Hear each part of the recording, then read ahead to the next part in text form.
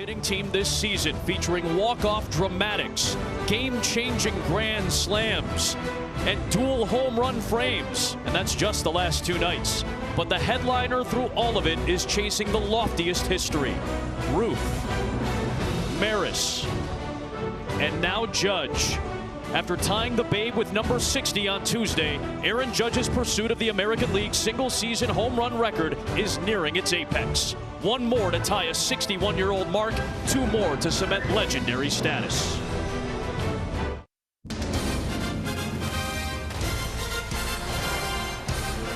A palpable buzz surrounding Yankee Stadium tonight. It kind of feels like the nexus of the baseball universe this evening for good reason.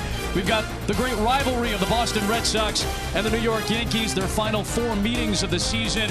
And the headline tonight is Aaron Judge, number 99, seeking number 61 and perhaps number 62. History is on the line for the rest of this season. Adam Amin, the Hall of Famer John Smoltz, Ken Rosenthal is with us tonight as well. The Yankees do clinch a playoff berth with a victory tonight. That's obviously important for the team, but obviously the big story of the night and this weekend is going to be Aaron Judge's pursuit of the home run record. Well, timing is everything, right? And he's having the greatest season of all time, and he's going to be a free agent. But when I say the greatest season, this doesn't really even come close when you think about who's second in homers and how he's basically carried the New York Yankees when they struggled in this previous month. So when you think of Aaron Judge, it doesn't matter. Home, road, he's the same. He's having a beast of a season. He's going to cap it off with a historic season, and of course, he wants to continue that in the postseason. We hope to see some history being made tonight. Now, he'll have to do it against the rival Boston Red Sox, who are essentially out of the playoff picture, but Michael Wacha has pitched excellently as of late, and he's really done very well against Aaron Judge. Why has that been the case? Well, he has the equalizer in the changeup. He's had Aaron Judge's number, but does he feel that coming into this game? Because he has never seen Aaron Judge in this kind of stretch. You see 0 hits, 9 Ks, and 14 at-bats. That's what we would call ownership. But I guarantee you he's thinking about what Aaron Judge is trying to do, and he's going to have to really be on his game tonight. Well, Aaron Judge sitting at 60 home runs. It's only been done by 6 players in Major League history, and in the American League, only 3. All of them Yankees. Babe Ruth in that incredible 1927 Yankee club. Roger Maris's record has stood since 1961. And it's not a matter of if, it is a matter of when. Perhaps this weekend against the Sox, perhaps tonight for Aaron Judge.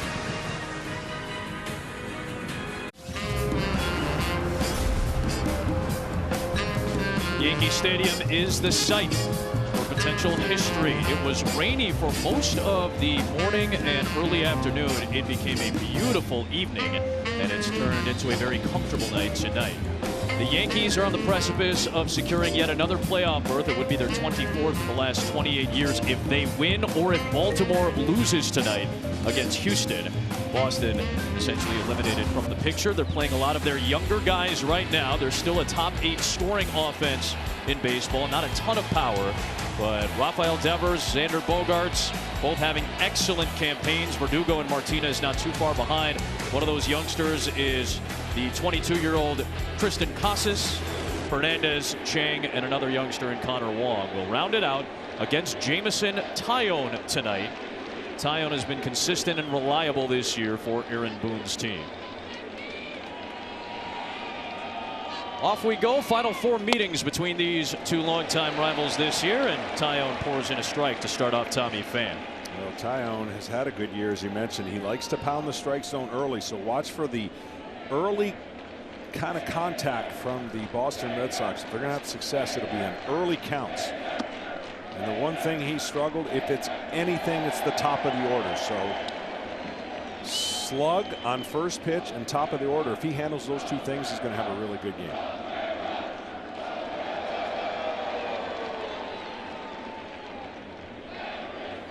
Pham drills one into left field. That'll get down for a base hit to start the night. Looking for extra bases, and Tommy Pham has a leadoff Boston double here in the first off Taillon.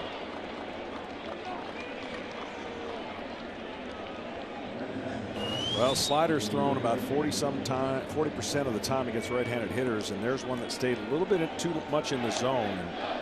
And Pham took advantage of it down the line for an easy double.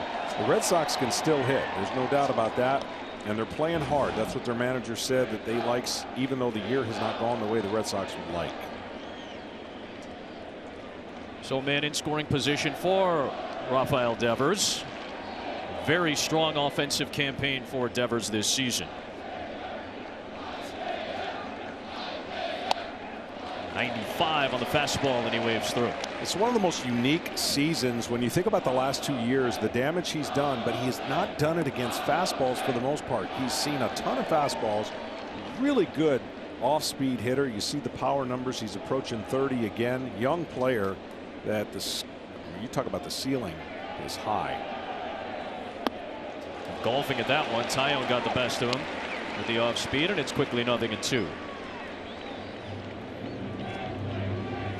Excellent campaign, as we mentioned, offensively. He's been one of the best Boston hitters from start to finish.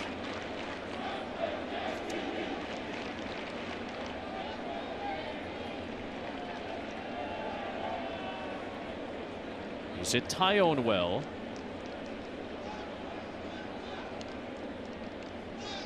Waits for Taillon's 0-2. And skies it to center field for Harrison Bader, playing his third game with the Yankees. Tommy Pham will not test the arm of Bader. And there's one down. Now at times tonight there's gusts of up to 30 miles an hour. I don't know how often that will be, but it's a windy night, so we're going to keep an eye on the outfielders and the ball. Even though the flags are blowing out, it doesn't always work that way in the swirling confines of a stadium. So I still think right field's going to travel, but all eyes are going to be particularly for the Yankees when they're up on balls that are hitting the air. In particular, if they start to slice towards right field. We'll see how that plays tonight this evening. One away and a man aboard for Xander Bogaerts.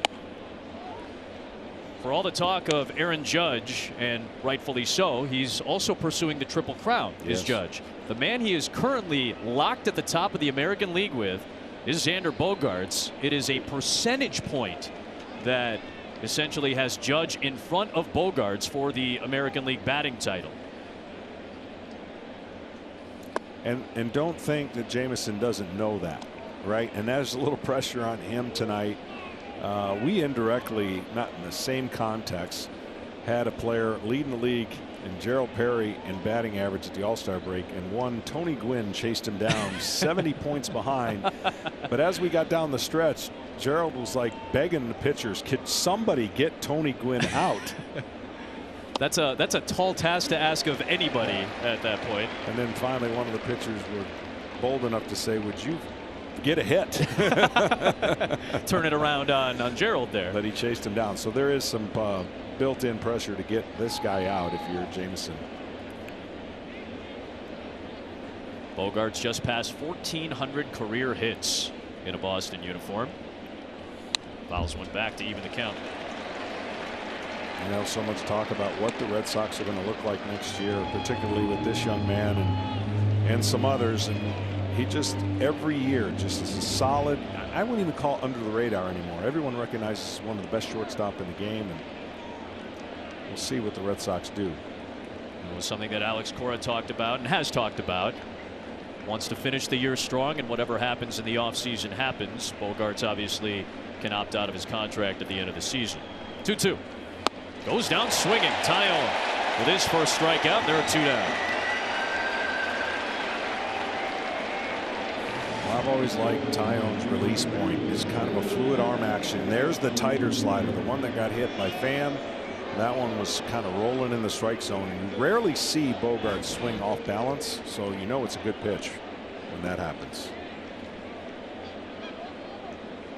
Well, two down for Verdugo after the leadoff man Pham reached second base on a double to begin the game. He still waits at second.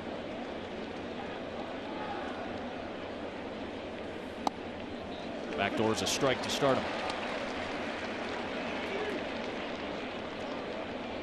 Consistency for Verdugo. 140 games played, as you see who's going to lead things off for the Yankees in the bottom of the first. Aaron Judge. Plenty of buzz right out of the gate tonight. 0-1.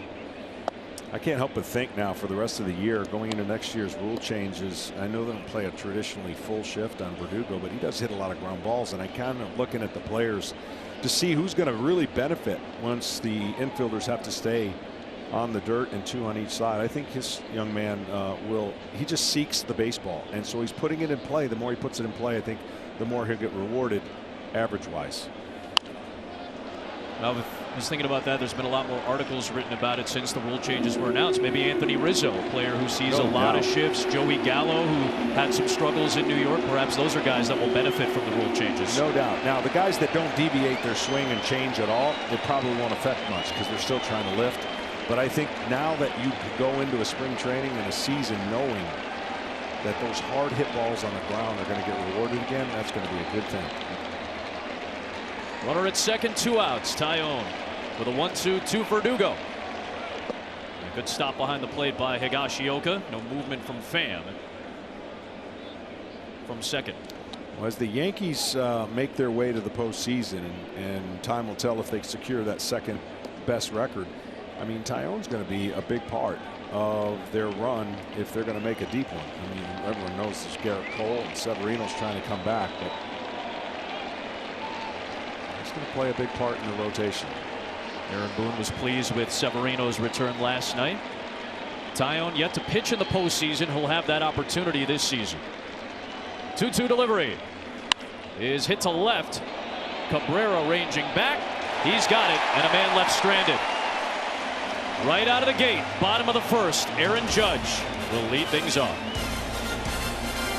Palpable every time Judge's spot in the order starts to come up, and certainly when he's about to come up, he's going to lead things off for the Yankees in the first, sitting on 60 home runs.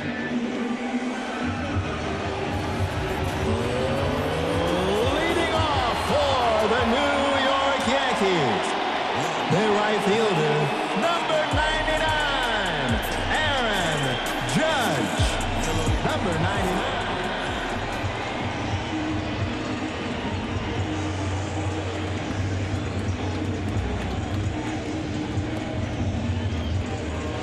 Biggest question I have is if it'll be a first pitch fastball, and does he go after it? Sure. Get aggressive early, because he knows he's got that changeup in his pocket anytime he wants it.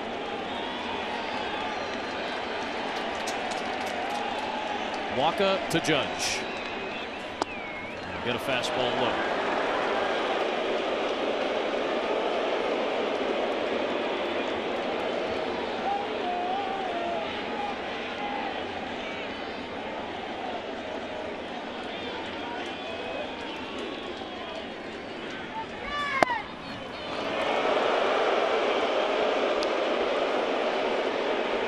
The Maris family has been in attendance in greater numbers over the course of this past week.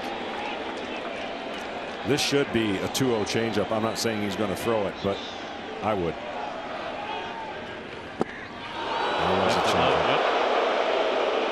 There's a lot of pressure on anybody who pitches in this stadium for the next 3 days. Yes. Certainly.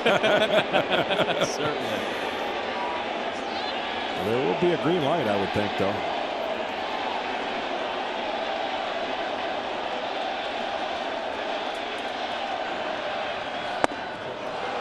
Just as he did to finish his night last night against Pittsburgh, he starts the night tonight with a 4-pitch walk. Well, if you're Yankee fans, of course you saw and heard what they thought of that right away. But you want some runs on the board. Get him as many at bats, kind of like yesterday, where multiple chances and better odds.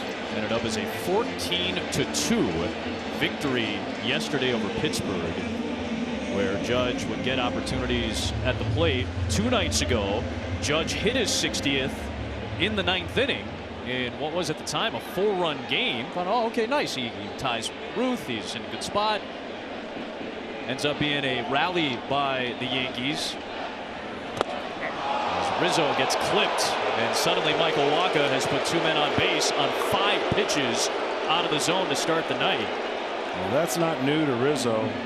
He is a pincushion when it comes to hit by pitches, because he basically stays in there on top of the plate. And if you're going to get hit, that's the way to hit, Jersey. But as this end of the season kind of, you know what's interesting about Judge leading off? The fear factor is obviously there. But in the postseason, if his players and teammates don't get hot behind him, that's going to happen all the time. They're just going to pitch around There's no Judge. chance they're going to pitch to him because he's lead off. And I don't know if that lineup will change for Aaron Boone as the season ends up. But right now, you know, they're obviously concerned that he gets 62. And then they'll deal with the rest later. But the lineup behind him, Torres getting hot, Stanton staying healthy. Those are going to be the keys for the Yankees to make a long run in the postseason. Here is Torres. First pitch swinging. Deep left center field. Back goes Hernandez at the track near the wall. Judge tags. Rizzo will go back to first. And it's runners at the corners with one away here in the first inning.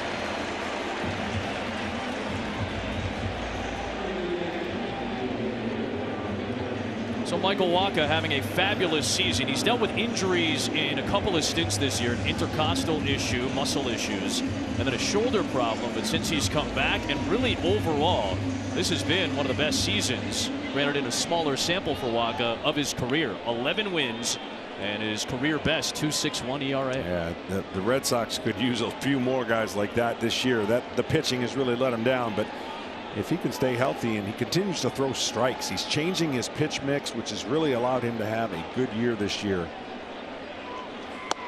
Josh Donaldson takes a strike. This is the guy that's got to heat up for the Yankees. He's got some protection that he would put forth in that lineup. Donaldson has been on base now 11 straight games, trying to keep that going. It's an excellent point you make, Smoltzy, because Gleyber Torres had a 2-home-run inning, not just a game, but 2-home-run inning last night. Donaldson has had some big moments over the course of the season. Stanton had the walk-off grand slam as he's trying to settle back into what is a normal hitting season for him. To me, they've got to have DJ LeMahieu. That is a tone setter. He puts the ball in play, and that probably changes the lineup when he comes back and Judge doesn't lead off. But him healthy. See, what the Yankees have been able to do throughout the whole season is dominant pitching 2/3 of the season. That's why they're having such an unbelievable year. Then the pitching normalized and the hitting went cold and the players got hurt. That's where the dip happened for the Yankees. But they're going to face such elite pitching if they can get their lineup healthy. I think the Yankees have just as good a chance. But right now, everyone talks about what their lineup hasn't been able to do at times against elite pitching has been the narrative. You see the notable players on the IL, a sliver. Carpenter, it felt like when Carpenter got hurt, the offense really took a tumble because he was having a phenomenal stretch. Benintendi acquired. There's a ground ball to short, could be two. Bogarts to Chang to first to end the inning and keep the Yankees off the board. Wacha puts the first two men on base but gets out of the jam with no damage done. We go to the second, scoreless. Tonight's telecast is sponsored by Jersey Mike's Subs via Sub Above and by Google Pixel. On this date 53 years ago, Willie Mays became at the time just the second member of the 600 home run club, joining former Yankee Babe Ruth. Scoreless to the second. J.D. Martinez will lead things off against Tyone and take a strike. Only 9 members of that exclusive club. Only 3 members of the 700 home run club. Of course, Albert Pujols is 2 away from joining that elite company. Plenty of milestones to talk about. Martinez pulls one, hugging the line, but just foul as Donaldson made a nice play.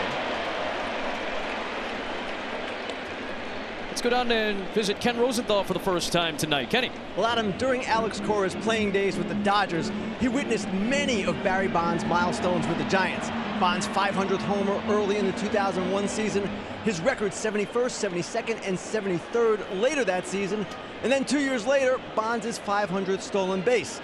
So Cora told us before the game with regard to Aaron Judge, if people are looking for this, they've got the right guy on the bench. A self-deprecating moment for Alex.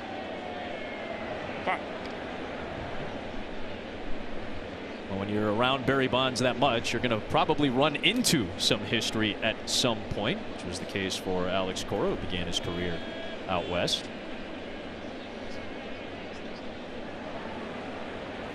Well, I'm part of history for sure. I've given up the most home runs to Barry Bonds along with Greg Maddux. You guys gave up 9 apiece, right? Yep. But you also challenged him. Both of you guys, all of you on that Atlanta staff, wanted to challenge Barry Bonds, and I do think that brings up an interesting conversation about how you approach something like this. Martinez goes down swinging. Second strikeout for Tyone, and there's one down in the second. Yeah, there's that ability to challenge someone, but the realization of what could happen when you do, and you certainly don't want to get beat by that person, but it's different when you're chasing a record and a historic one, and you're in the home ballpark where the fans expect it to break or tie, and I think it's going to be a lot of pressure on the visiting pitchers for sure. There's Tristan Casas. He'll take first pitch strike on the breaking ball. Because what you naturally do, you start pressing a little bit. I'm sure he didn't try to walk him in 4 pitches, but he missed in the zone, and that man right there has eliminated the chase factor. 1-2 on Casas. I was talking with the outstanding radio voice of the Boston Red Sox, Joe Castiglione, and he was talking about Casas. He's only 3 for 38 in his big league career, but there is a high level of expectation and a very high ceiling on this young man. He's kind of going through it, as many rookies often do. But this is a very impressive young prospect. You see his minor league numbers this season. Well, they've had a first base has been an interesting position for the Red Sox over the last couple of years. Yep. So evolving door, really.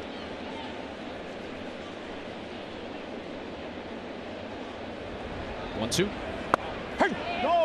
At the knees, a generous call from home plate umpire Carlos Torres. Back-to-back strikeouts for Tyone, his 3rd of the night.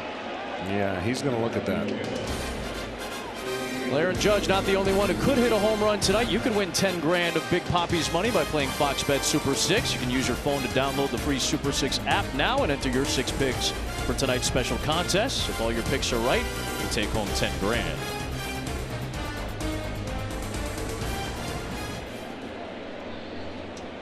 Two down for Kike Hernandez. We'll take one outside. And this is the pitch he's going to go back and look. It's a changeup kind of fading away but down, and he's going to be disappointed to know that he was right and that he said that ball was down. Flipped foul, not a play. You know, the hard part about those situations, I'm a pitcher, you don't feel too sorry sometimes when you're on the mound. I figured. But if it's strike 2, it's one thing, but when it's strike 3, then you feel like, you know, the at bat kind of got taken from you because you recognize that pitch and tracked it out of the zone. Ended up being that changeup to get Casas. The other 2 strikeouts on the slider for Tyone. And a good off-speed breaking ball there to get Hernandez out in front. 1-2. But the arm action I was talking about from Tyone is a simple one. It's not violent, it's smooth, and when that pitch comes out, he throws his fastball the same way, he throws his curveball, changeup, and all those things. That easy delivery, it gives deception, and that's why he doesn't have to throw 98. Hernandez goes down swinging. A few changeups and a few sliders mixed in for Tyone, who strikes out the side in a 1-2-3 second.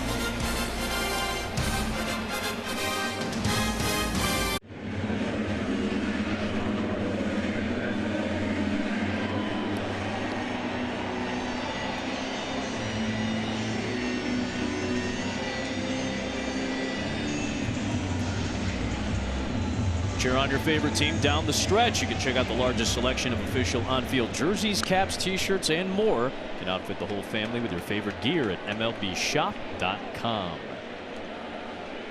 Michael Wacha to Giancarlo Stanton to lead things off in the second, and a rocket to center field. It's the first Yankee hit of the night. And Stanton is aboard to lead things off. Back-to-back innings, the leadoff man has been on base for New York. The fear factor goes way up for the New York Yankees when they face pitchers. When he's doing this, Judge is doing that, and they mix in a little bit of you know, they got some stolen bases, some creativity. It's not just all about power. We know power wins in the postseason, but the Yankees put it in play a little bit more often. They're going to be a tough out in the postseason. Here's Oswaldo Cabrera. First pitch swinging. Feeling himself after he cranked out a grand slam in the first inning yesterday against Pittsburgh. He'll pop out to Devers, and there's one down. 2 pitches from Wacha in this frame.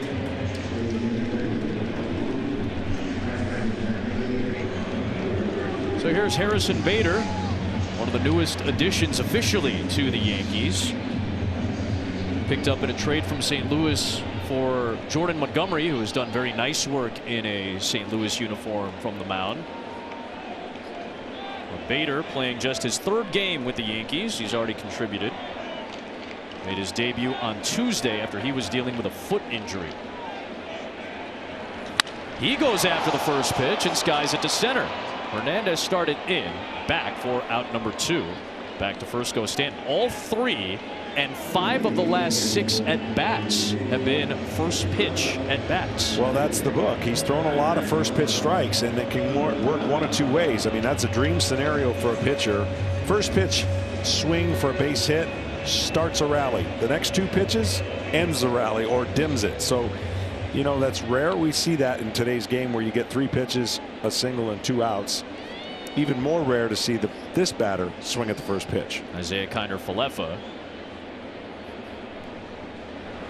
He'll take the first offering. How much of that is the changeup for Wacha affecting an approach for an offensive team? Well, anybody who can throw strikes and has a great changeup, that's why that changeup is the equalizer in today's game. Whether that is a split change or a change like Wacha over the top. The over the top delivery is so hard to pick up, but it's also hard to command the fastball a lot. And you see the splits on what he throws. That's a pretty good mix. You can't really sit on anything. If he throws any curveballs for a strike, that elevates. There's a little tapper back to the mound for Wacha, and that'll retire the side. Using that off-speed stuff in that frame, taking advantage of the Yankees' aggressiveness.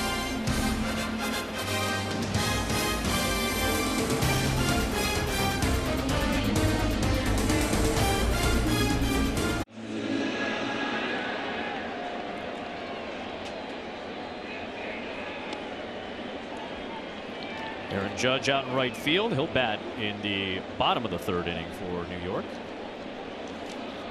8-9-1 due up against Jameson Taillon here in the top half of the inning, and Yu Chang will lead things off. And take a big cut on a first pitch offering. Chang playing his 4th game for the Red Sox on his 4th different team this year. Cleveland, Pittsburgh, Tampa Bay prior. Chang filling a void right now at second base. The Boston Red Sox, another team that has dealt with a bunch of injuries over the course of this season. In particular to Trevor Story, who has had a couple of stints dealing with injury. He went back to the injured list today. Hard hit towards third, past Donaldson. It's a fair ball off the side wall, and Yu Chang will hustle his way towards second base. And in 4 games with Boston, he's already got 3 hits. That one an extra base hit to lead off the 3rd. Well, it's a quick bat and a ball inside, and you would think from the rest of this game they're going to try to get him out away, especially in the slider version. But he turned on that. Easy double. And last time the Red Sox had this situation, did not move from second base.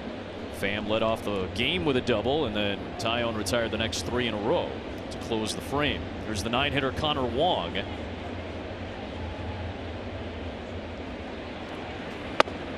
Therefore a strike. Much like first base, catcher has been a revolving door for Boston this year. First, Christian Vasquez was traded to Houston.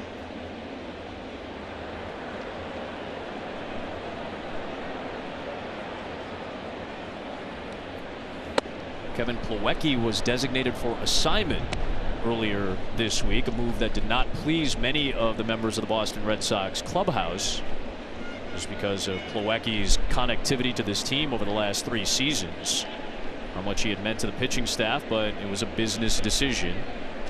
You can understand both sides of it, but Plawecki was a valued member of that clubhouse.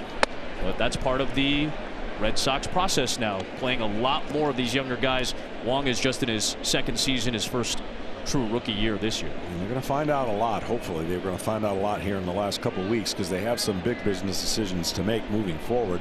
This division won't let you, and their fan base won't let them not be where they're supposed to be for too long. Went around, says first base umpire Brian Knight, and it's 2-2 on Connor Wong.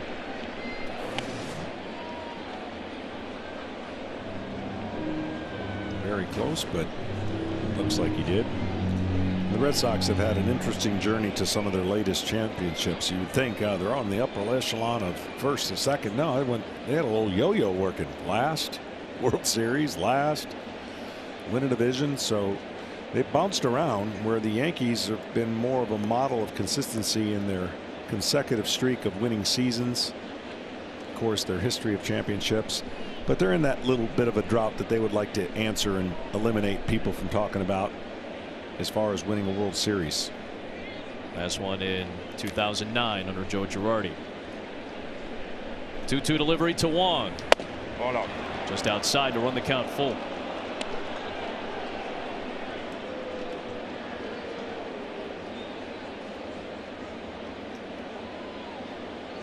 Top of the order, and Pham on deck.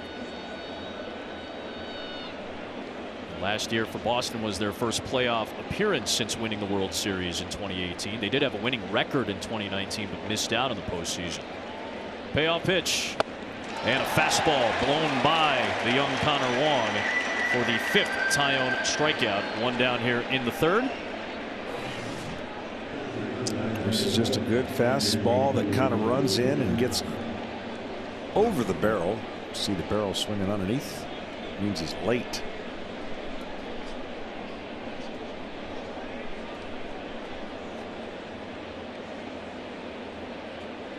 There's Pham. I'll take one upstairs. Ken, a little bit more on the future plans for this Red Sox organization. Well, Adam, they face a lot of major decisions. You guys alluded to the Bogarts opt-out. Michael Wacha, Rich Hill, Nate Eovaldi, also potential free agents, as well as Rafael Devers, not this year, but the year after. He has 1 year of club control remaining. Now, they've already signed Kike Hernandez to an extension, and their commitments for next season are relatively low for a large market team. $102 million in guaranteed money. So they've got money to spend, but they also have a number of holes to fill. We'll see if they can fill those holes with some of the younger guys that have stepped up this year. That's the hope for Alex Cora and Kyle Bloom. That one ripped down the right field line, but foul. Well, it's been such a bad luck year for them on the mound, especially Chris Sale. Yep. And their injuries have just taken a toll on any club, and they've hung in there. And again, Alex has talked about how hard they play. They play good baseball of late. You know, it may not show up at the standings and the record in the year, but he likes the way they're playing.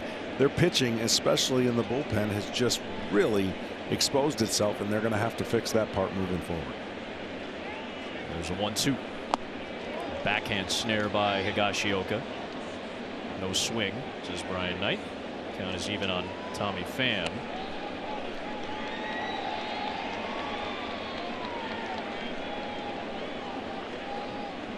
See where they are in terms of scoring this year, but their pitching has left a lot to be desired. In particular, the back end of the bullpen. They haven't really had a lockdown closer this year. They've used multiple guys. This one drilled to right for Judge, angling over for out number 2. And back to second base goes Chang. So just as it was in the first, a leadoff double, and the next 2 retired by Tyone. Yeah, and that's not typical of the Red Sox offense. You get a leadoff double. I know that they get them in more times than not, and these 2 opportunities could be wasted. And that's hard to waste. I don't care. I mean, any big league team, man on second, you know, nobody out. Those chances of that run going up go way up. But give the pitcher some credit too. He made some pitches on the 3-2, struck out, and keep the ball in the ballpark. To your point, the Red Sox, these last few games, they're 1 for their last 18 with runners in scoring position. Going way inside on Devers.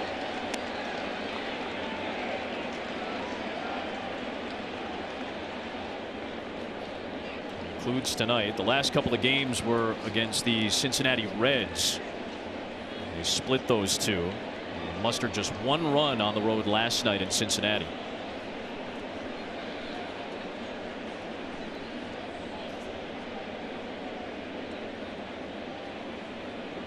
One 0 to Devers. This is low. He's ahead 2-0. Aaron Judge will bat second in the bottom of the third after a 4-pitch walk in the bottom of the first, sitting on 60 homers.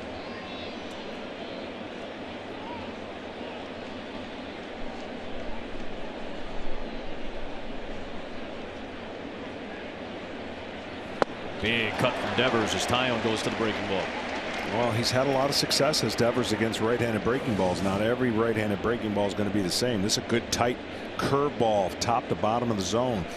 Almost hitting 300 on breaking balls off of right-handed pitchers. So you know he's sitting on it, and that's where most of the league made that adjustment last year and started pounding him with fastballs and beating him to the barrel. Well, he's made the adjustments as well.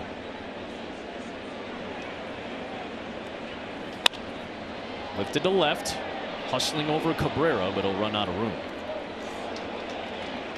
It's interesting to watch the process of young players when they finally check in and understand how to play 162 games, how to prepare themselves in their breathing or their structure of batting practice, workout, and Devers has come full circle. Yep.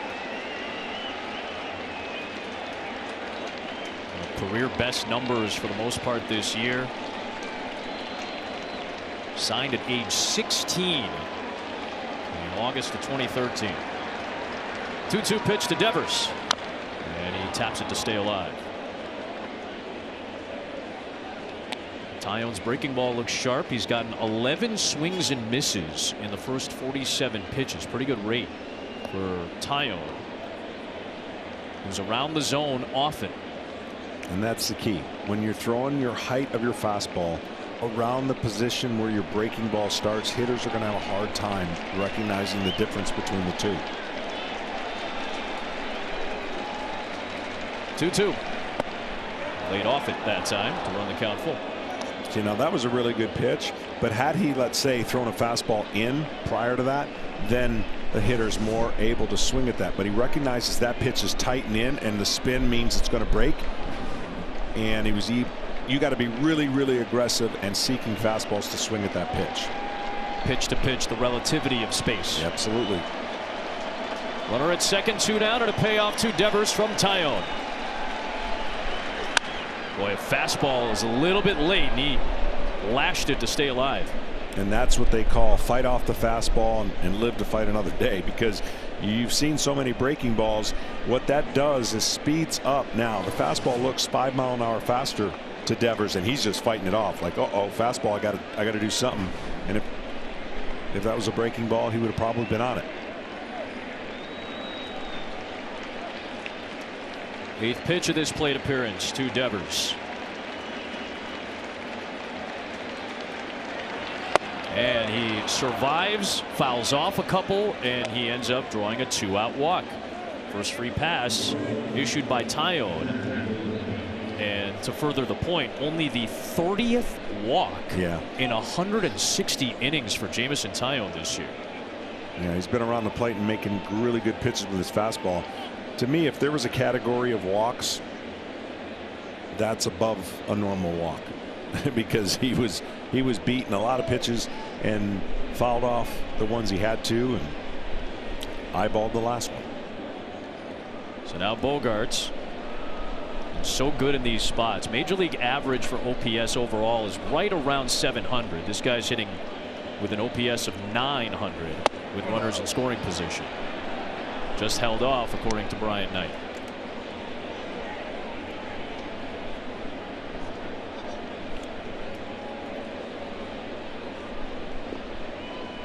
A lot of turnover for the Red Sox roster this year. And that's through trades, through options, through minor leaguers coming up, and guys getting hurt.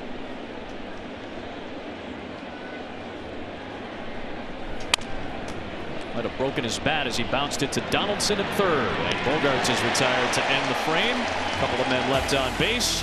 And Aaron Judge, hello, he's on his way up. He'll bat second in the bottom of the third in pursuit of history. In on Aaron Judge a little deeper. First player with 60 home runs, 15 steals, and 90 walks. 9 times there has been a 60 home run season by 6 different players, Judge being one of them.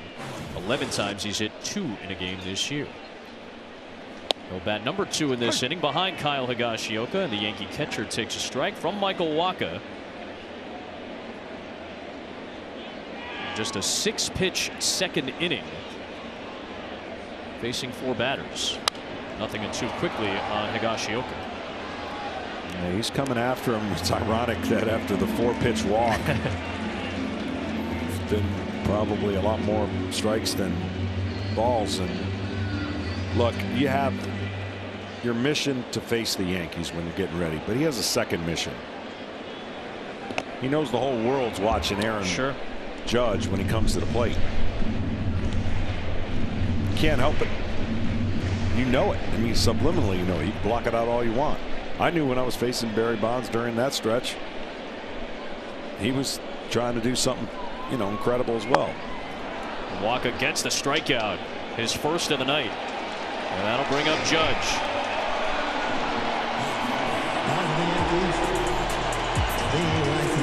Number 99,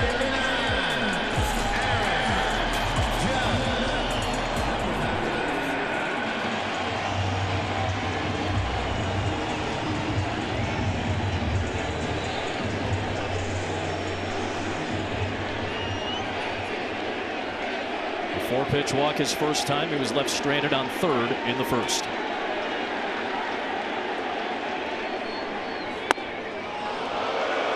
You could just see the fastball is different to him than anybody else. It's tension, and it's trying not to throw it down the middle because you're not getting it back. Big cut, his first swing of the night, and it's 1-1. Family in attendance. His parents Wayne and Patty, his wife Samantha, who he married this past year, his high school sweetheart. On the outside corner, good pitch by Wacha.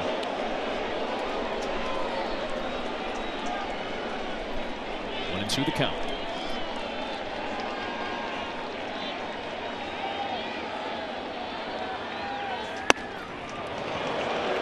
That was going to be a mistake, and the good for Wacha that he missed up. But if he would have thrown that anywhere close to the strike zone up and in, that was going to be a mistake. He did that for a purpose to set up this next pitch. It should be away. 2-2 to Judge. So all he wanted to do was change the eye level and get him thinking, okay, I'm going to show you I can throw the ball in there, but then I really want to get you out of the way. And then after a fastball right there, more than likely he can go back to the changeup on that same plane on the outside part of the plate.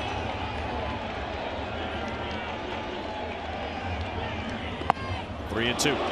Went to the changeup trying to bury it down and in. So Judge has done such a remarkable job of closing what I call windows of pitchers that had opportunities to get him out. Down and away, he's an out, but most guys are. Up and in, he was an out. In, he was an out. No more. He's closed all those, and he's patient and not expanding the zone. Back-to-back walks to start the night for Aaron Judge. Took a couple of swings in that plate appearance, but he is aboard with one away in the third.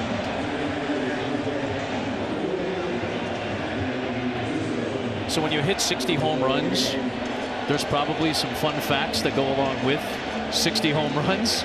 Every month of the season, on the 22nd, he has hit one. Sometimes he's hit 2. Certainly a coincidence, but one of the more fun coincidences you run into when you start deep diving every possible number that Aaron Judge is putting together in what is a historically great offensive season. I don't think people realize what a great at bat that was. Excellent. Here's Rizzo. When you're chasing something and your team is trying to get, you know, in the playoffs, it would be easy for him to swing on that pitch or any of those pitches that were up. But that's how locked in he is right now, and that's why he's having an MVP season and hitting well over .317.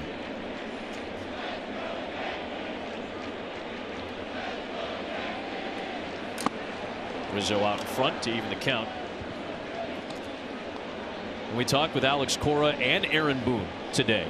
This is just the last 20 game stretch for Judge. Both managers said pretty much the same thing, and most people have said this as they've watched Judge these last few weeks, but he is as locked in, whatever that means to you. It translates to those numbers. He is as locked in as we've seen it. Everything's slow. He's not in a hurry. Mechanics on time. On the ground into the shift. Chang to Bogarts. The relay is in time to end the inning. Another double play turn behind Michael Wacha. That's how we ended the first. That's how he ends the third. And we're scoreless to the fourth. Tonight's telecast is presented by Capital One. What's in your wallet? And by Geico. Switch today and see all the ways you could save. Roger Maris in 1961 with 61 homers. Number one of several retired by the New York Yankees. Jameson Taillon deals with Alex Verdugo in the middle of the Boston order in the fourth. It was the fourth inning of an October 1st game in 1961 where Roger Maris hit his 61st home run.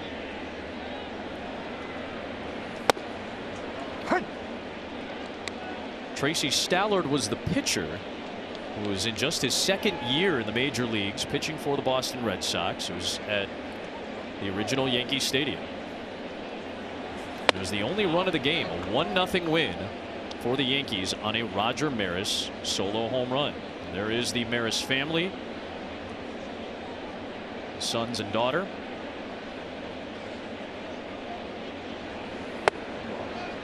Three and one the count on Verdugo.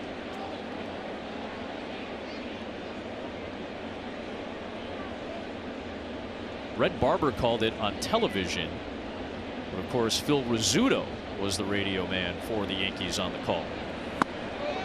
3-2 on Verdugo. We got a chance to actually hear it. Our excellent crew did a wonderful job of digging into the archives and finding some excellent pieces of video and audio to bring back for this historic run. Payoff to Verdugo. Tap foul. Well, there's just so many unique numbers. 61 years ago, 61 home runs. Yep. It's got to happen. It's written in the stars, seemingly. And again, we've basically laid it out. It's not a matter of if. It feels like it's just a matter of when. We'll be the lucky witnesses to one or perhaps two tonight. Let's see. Payoff pitch to Verdugo again. And he goes golfing at that one in the dirt. Sixth Taillon strikeout. Here's Phil Rizzuto. Here comes Roger Maris.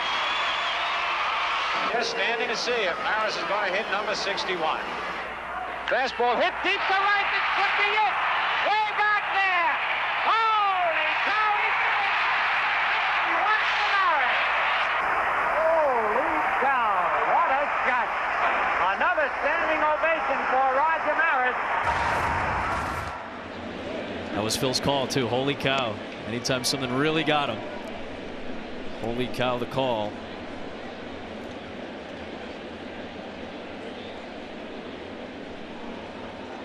Nothing in one on JD Martinez.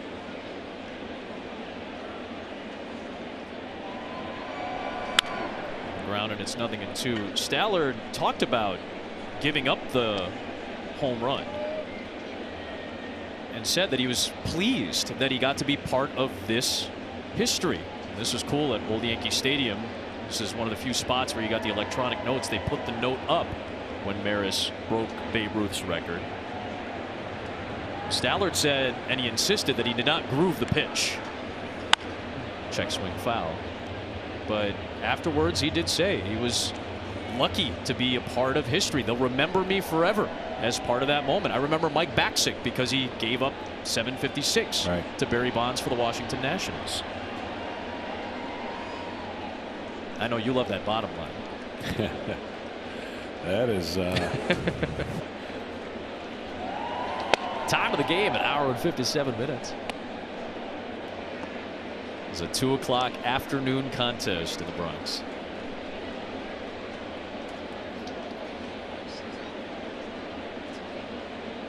Ball and 2 strikes on J.D. Martinez.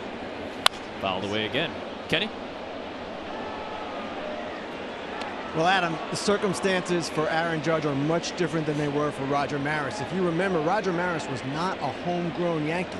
He was acquired in trade with the Kansas City Athletics, won the MVP in his first year with the Yankees, but he wasn't as popular as the man he was chasing, Babe Ruth, or the man he was competing with for the home run record, Mickey Mantle, who got a series of injuries in September and never really factored into the race ultimately. Now, there was something else at work as well.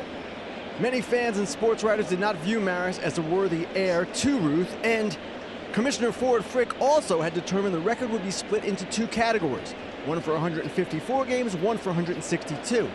It took until 1991 for that distinction to go away. Commissioner Fay Vincent, at the time, recommended to a special committee that they eliminate the distinction, and Vincent said his thinking was influenced by an article from perhaps the greatest of all baseball writers, the late Roger Angell. Great to hear that name. Impactful writer for so many. But yeah, right before Maris broke Ruth's record is when the season was expanded to 162 games. Maris hit that 61st home run on October 1st, which was the last game of the season. Technically, it was the 163rd game that the Yankees had played that year because there was a tie earlier in the season and they needed to make up a win or loss decision later in the year. There's Casas taking a strike. So it was essentially 163 games to get to 162 decisions in that 1961 year. So what you're saying is those stats in the tie game counted. They did, in fact. There's a ground ball to the left side for Donaldson. And Casas is retired. A 1-2-3. Top of the 4th, worked by Taillon.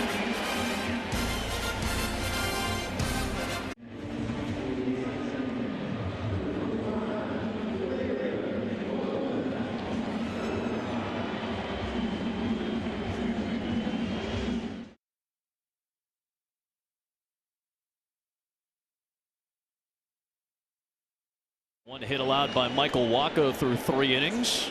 He's picked up a couple of double play balls, working around 2 walks to Judge and a hit batter in Rizzo through the first 3 frames. Gleyber Torres will climb in and take a strike. Impressive to see him hit 2 home runs in that long 8th inning yesterday against Pittsburgh. 6th time that it's happened in Yankee history. The last to do it was Alex Rodriguez in 2009 to hit 2 home runs in the same frame for the Yankees. Well, just to see him come back offensively and feel good again. He was disappeared after an incredible first season with the New York Yankees. Went into a bad funk. Sends this one to center. Hernandez started in. Now backpedals for out number 1. Well, start Saturday strong with America's #1 game window. Big noon Saturday on Fox as we start up conference play in the Big Ten. Jim Harbaugh's 4th-ranked Wolverines will go up against Maryland. Big noon kickoff pregame will be live from the Big House at 10 a.m. Eastern, and then it's Maryland and Michigan at noon Saturday on Fox. And there's Rich Hill, who got drafted a couple of times at Michigan and ended up going back both times before finally getting drafted in the 4th round by the Chicago Cubs in 2002. He will start tomorrow night's contest against Garrett Cole. Josh Donaldson goes after the first one. Hernandez had to race in, but it drops down for the 2nd Yankee hit.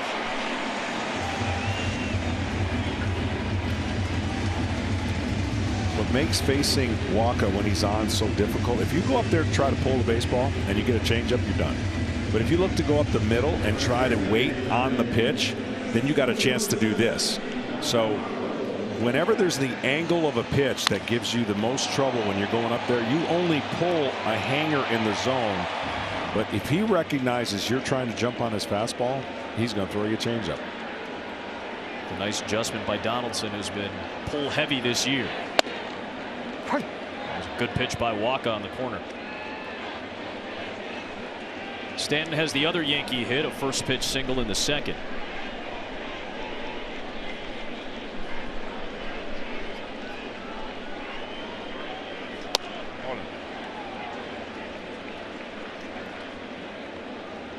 That pitch used to never be promoted 15, 20 years ago. I mean, it would never throw a changeup, right-handed changeup to a right-handed hitter, middle to middle in.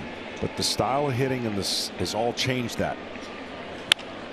On the ground to first, knocked down by Casas, tags the bag. They'll have to tag Donaldson, and they do for the third double play turn behind Waka tonight.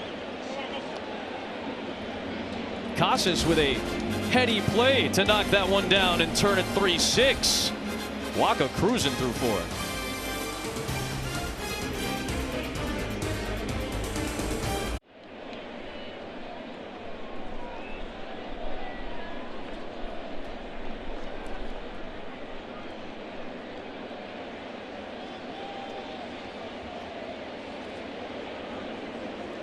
Both pitchers have been excellent through 4 innings, Taillon and Waka. Taillon goes to work against the bottom of the Boston order, and Kike Hernandez takes a ball. Kike Hernandez may not be big in stature like Judge, but middle in to middle third, he's going to make you pay. So that's why they want to get him out of the way. It's fouled, 1-1. 3 double plays turned by Boston behind Waka. Go back to the last one. Yeah, he didn't really have to move. He was just trying to make sure he knocks it down. He knocks it down and then makes the easy throw. Got a record being possibly set tonight for most double plays at this pace. Sanders like, easy big fella, I got you. Well located fastball there from Taillon to run the count to 1-2. Defense has been better for Boston over the last month and a half, almost 2 months. It's part of the process for Cora. He's been talking about playing better baseball, even though the results don't show it. There have been a lot of 1-run losses for Boston this year. The back end of the bullpen has blown some leads, but overall he does feel like there are some major positives to take away.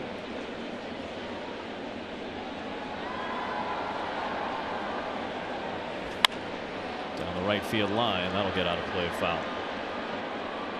And yeah, with a revolving door at several positions, including in center field, where Kike Hernandez was expected to be a mainstay, and looks like with the extension he will continue to be. But he missed 60 games this year with a hip issue that turned out to be a little bit more than a hip issue. Actually ended up being a hematoma in his core. On the ground to third, a little hop by Donaldson glove. Will retire Kike Hernandez to start the 5th.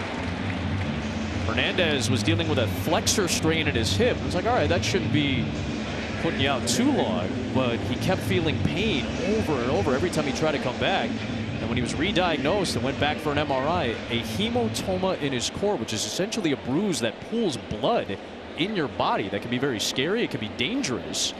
And Hernandez finally got that fixed, and he feels so much better now, and he's back in the lineup. Here's Yu Chang taking a strike.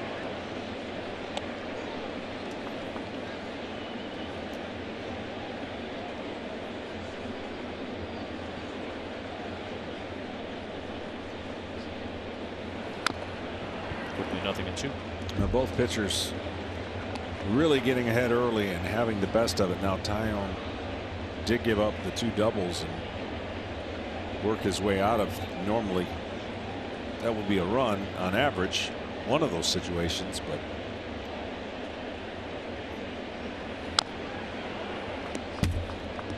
you get the leadoff man on in scoring position with nobody out. It's a high percentage, better than 50%, that run usually scores. Twice in the 1st and 3rd. Taillon has been able to get out of it, and Waka the same, as he's had the leadoff man on base in multiple innings and has yet to allow a run.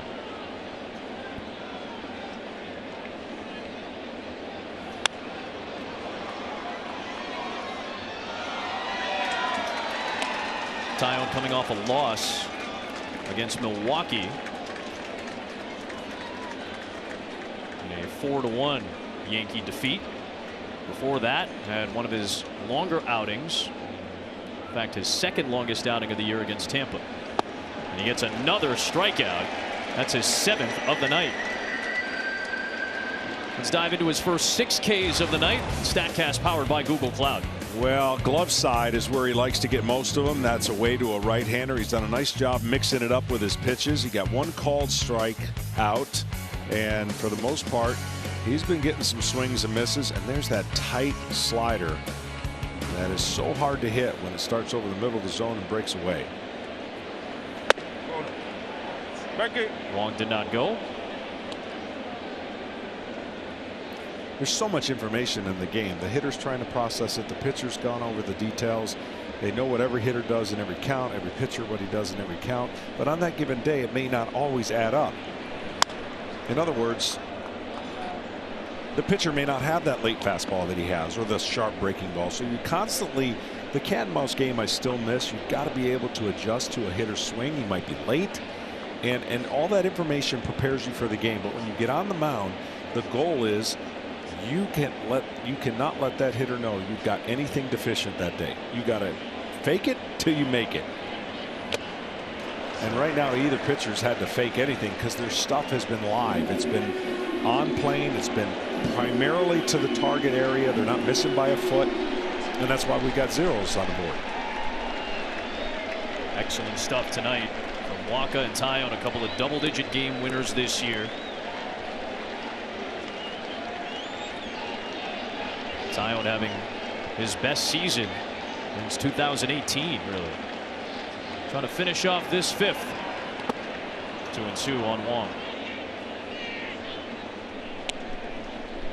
Taillon, a Florida native, originally a Pittsburgh Pirate. A lot of adversity in his career. Testicular cancer at one point in 2017. He's been cancer-free as of 2019. 2-2 delivery to Wong. Back up the middle.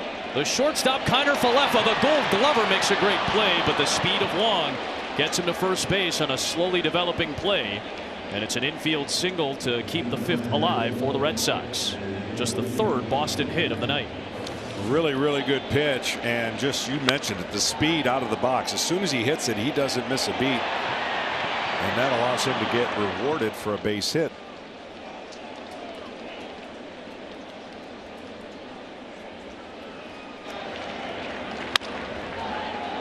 Right-handed hitter, the only way you get that is immediately out of the box.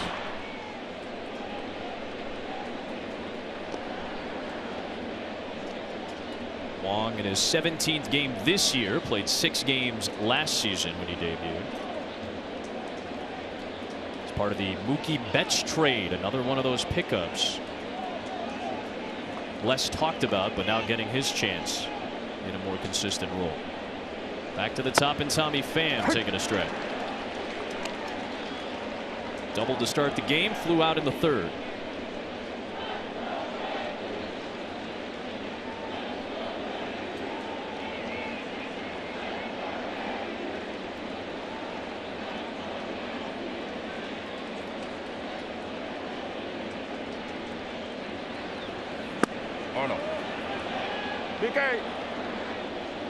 That was a great pitch. Fastball might have caught the inside part of the corner, but if he gets him in 2 strikes, he definitely is going to try to get him out with a breaking ball or a slider curveball. But that pitch right there paints inside. Great movement at the end. And if nothing else, made him aware of that pitch, that he could do that again.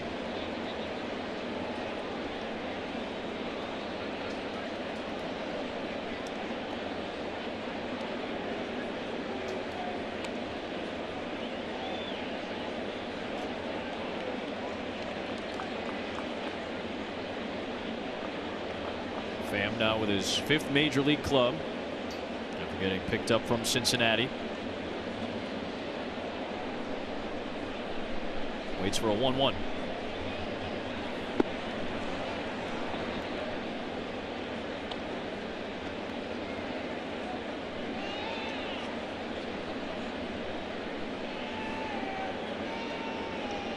Two minutes older than his twin sister Brittany.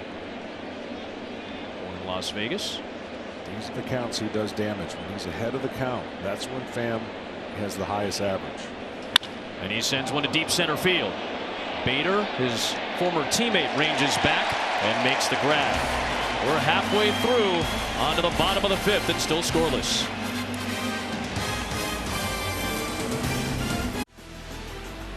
Couple of walks for Aaron Judge tonight as he sits on 60 home runs for the 2022 campaign.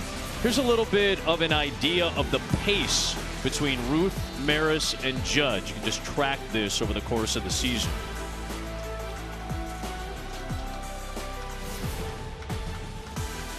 And we get to tonight, the 149th game this year for both the Yankees and the Red Sox, as Oswaldo Cabrera leads things off in the 5th.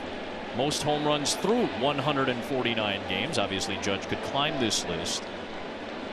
What was impressive to Smoltz was the fact that Bonds and McGuire both had great closing stretches to those historic power hitting campaigns. It's hard to do, but look, he's doing all the right things. I mean, he's 0 for 14 against Walker, and he's got 2 walks. And I told you, Walker, you feel like you own a guy when you're 0 for 14. And coming into tonight's game, I don't know if that 0 for 14 felt 0 for 14 facing a guy this hot and what's at stake.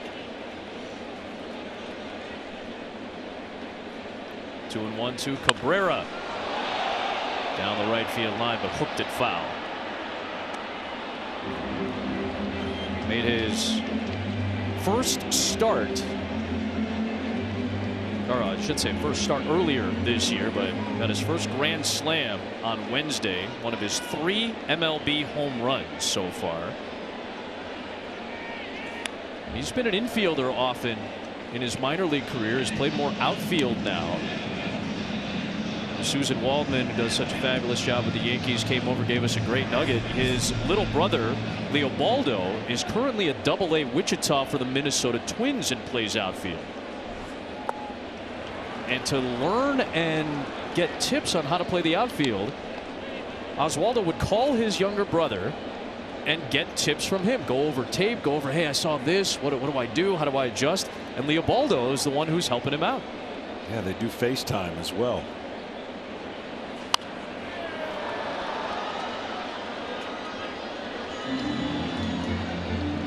Leobaldo is a solid hitter right now, still working his way up in the minor leagues.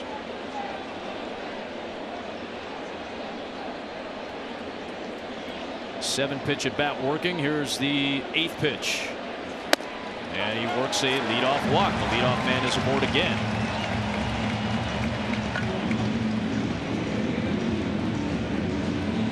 Well, the 2022 Roberto Clemente Award presented by Capital One recognizes one player who best represents the game through positive contributions on and off the field. And you can learn more about the nominees as well as vote at MLB.com/Clemente21.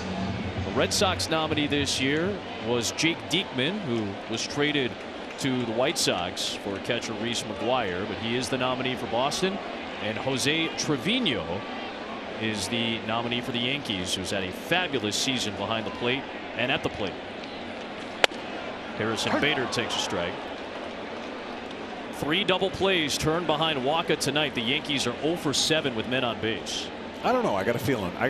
That whether it's tonight or tomorrow, the next night, I think a 3-run homer is going to be the one that he ties it with. There needs to be traffic on the bases to create a little more urgency to pitch to him. I was thinking about that because it's I don't want to say easy, but when there's nobody on base, you have first base open, you have the option of being a little bit more conservative with your tosses. When you get 2 on, and this is the point that Alex Cora made to us earlier today, we want to pitch to him. We're not going to take a vacation, as he said this weekend, but with runners on base, that's when it really gets complicated pitching to Aaron Judge. Runner takes off from first. Cabrera will take second base. I remember the first time when I'm sure it's happened well before I recognized it as you watch this get by the catcher. They walked, I think it was Sparky Anderson walked Ken Griffey Jr. with the bases loaded on a few accounts as the ultimate respect in a game that they were up by a margin that they didn't want to see Ken Griffey affect that margin. So he said, you know what, 1 run is a lot better than 4.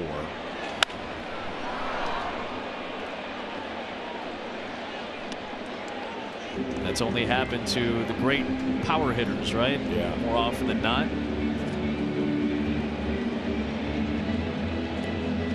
Joe Madden did that earlier this year. He intentionally walked a man with the bases loaded to try to play the odds further in a lineup card. 1-2.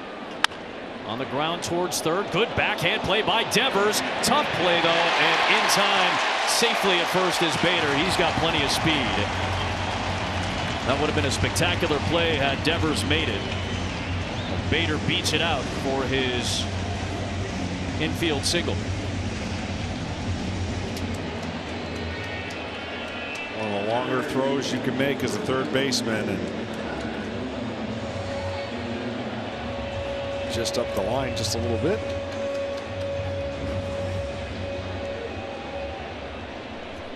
So now 2 on with nobody out. Kiner Falefa in the 8 spot, then Higashioka, and then you go back to the top and Judge. Again, Walker's gotten out of jams tonight. This is the one guy the Yankees can do anything they want with. They can hit and run. They can bunt. This is a contact guy. This is a valuable commodity in the lineup. You're not going to see much power out of him, but you're going to see contact. And, you know, in a day and age where there's a ton of strikeouts and you got to be able to put the ball in play. Besides LeMahieu, this might be one of the guys you'd want on with the man on third and less than 2 outs. All in. Kiner Falefa beat Boston earlier this year with a squeeze play with the bunt. Handles the bat very, very well. Once in a while we'll run into one for a homer, but it's rare. The IKF game between these two teams several weeks back. Into center field. That gets down for a base hit in front of Hernandez. Got to it quickly though and whips it home. Great throw by Hernandez. Luis Rojas was already given the stop sign to Cabrera at third, but the bases are loaded with nobody out for the Yankees here in the bottom of the 5th. Well, going up the middle again, that's a key recipe against Walker, and that's a great job now by the Yankees hitters who have gotten hits. I'm pretty sure this fan base wouldn't be too upset about a pop-up in the infield right here. No disrespect to my man at the plate, but that would bring up Aaron Judge with the bases loaded.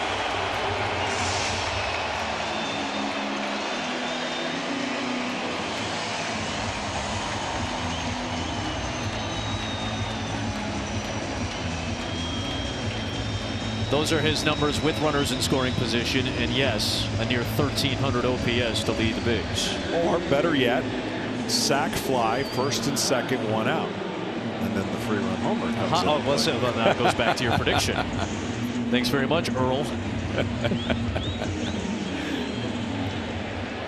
Well, Higashioka does not have a grand slam in his career, but the Yankees have 10 of them this season, including the walk-off 2 nights ago and the first inning grand slam yesterday, both against Pittsburgh. Here's Higashioka against Waka. Towards center field. Hernandez is back. Here comes Cabrera. The throw will go to third, and the Yankees take the lead on a Higashioka sacrifice fly. And that will indeed bring up Aaron Judge with 2 men aboard.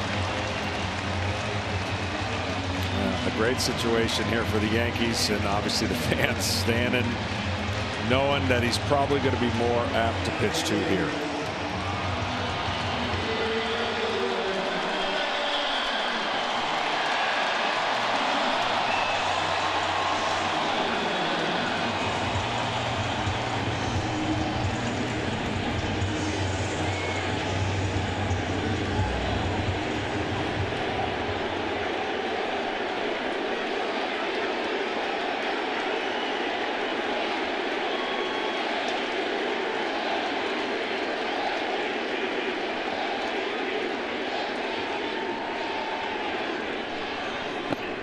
Dirt to start.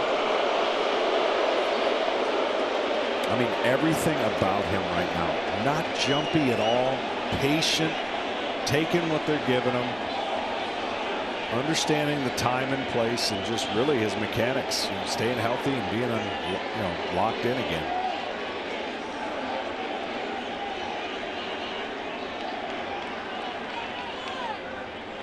Toss back to second, and a close play Bader is back in safe. His old teammate Michael Wacha. There's no reason for Bader to get a huge lead here with Judge at the plate. Right.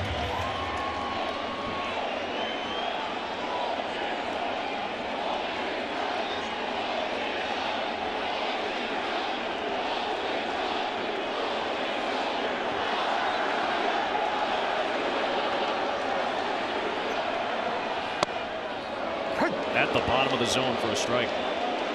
And see, that's the one he's got to leave alone, because that's probably not a strike more times than not on Judge being 6'8".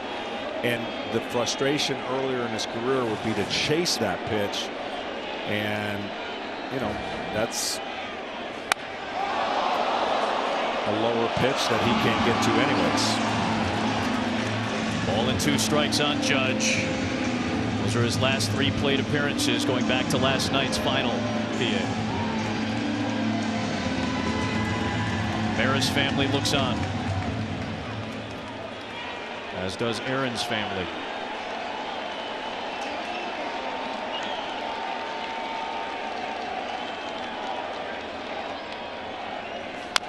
Just got a piece. The crowd lifts and rises in voice, and then right before that pitch starts to come home, you just feel like the whole gravity of the building gets sucked out. It's incredible to be a part of this right now.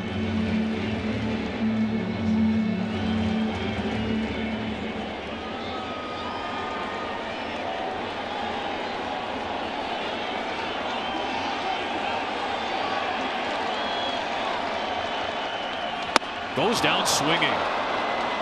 Just the second strikeout for Wacha, but he gets Judge for the 10th time in his career in 15 at bats. Well, set up by the fastball in that he fouled off his leg. There's the changeup in that same quadrant, but down, and that is just the equalizer right now. That's, hey, look, I mean, that's just the way it works. Some people have some other opponents' numbers. They usually work themselves out if you face them long enough, but right now Wacha feels like he has Judge's number. So 2 down for Rizzo. A run across in this inning on the Higashioka sacrifice fly. Good breaking ball from Wacha. Throws that curveball more to left-handers, throws the cutter more to righties.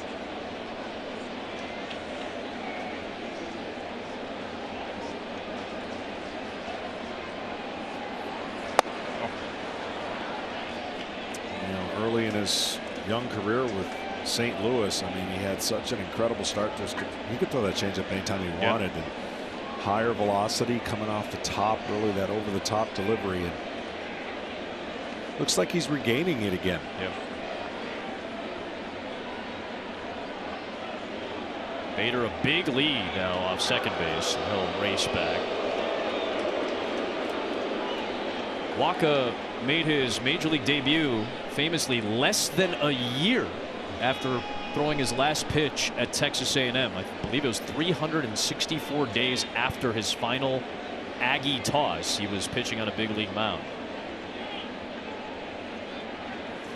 That was in 2013. Would go on to be the NLCS MVP that year. Faced the Red Sox in the World Series. Of course, Boston came away with the World Series title that year.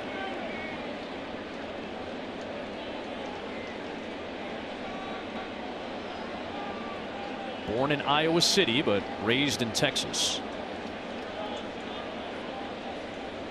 Another play on at second base, and Bader gets back in. Bogarts make sure he's all right. I mean, I had to ask you before the game who that was. He looks so different in with the Yankee rules in place for the appearance. No more slight beard, no more shaggy hair for Harrison Bader as he becomes a Yankee. That one in the dirt, spiked it. Good stop by Wong. Harrison Bader is a New York native. Went to high school in the Bronx over at Horace Mann. In fact, I think I saw a Horace Mann shirt out there at Yankee Stadium tonight. Bronxville, New York is a suburb of Manhattan. Bader grew up a Yankee fan. In fact, his favorite player was Roger Maris growing up. So tuned in to Yankees history, as many kids are growing up in the area. Now he gets to play for his hometown team and has made some good contributions in his first few games.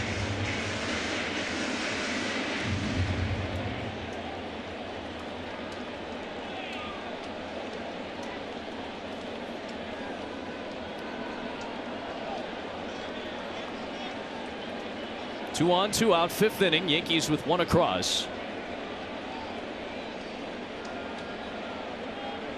16th meeting this year. 16 of 19. The final 4 times these rivals will meet in 2022. The Yankees have won 9 of the first 15 meetings this season.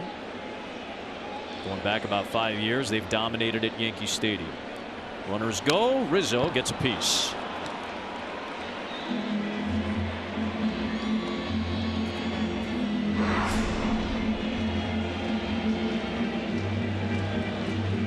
Rizzo had a back issue that he had to deal with, has had to deal with for a good chunk of the season. He's come back recently, though. Yeah, it was kind of a scary situation that led to another complication that had him concerned, I'm sure. Had to have an epidural and then was dealing with some dizziness. That one comes inside, and there'll be a free pass for Rizzo. He's aboard. A couple of walks in this inning. Sounded like it hit him. It may actually have hit him. We'll see what the official score determines, but if it's a hit by pitch, that's the second of the night for Rizzo, and it would be that's the 198th time that Rizzo has been hit by a pitch, and nobody has hit him more now than Michael Wacha. Of course, these two met a ton in those Cubs-Cardinals rivalries. That's now 5 times that Wacha has hit Rizzo, more than any other pitcher in those 198. Here's Gleyber Torres with the bags loaded. Outside.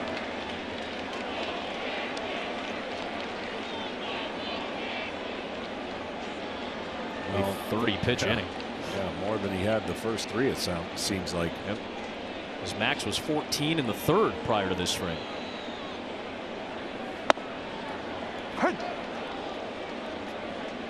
It's the 7th Yankee to come to the plate.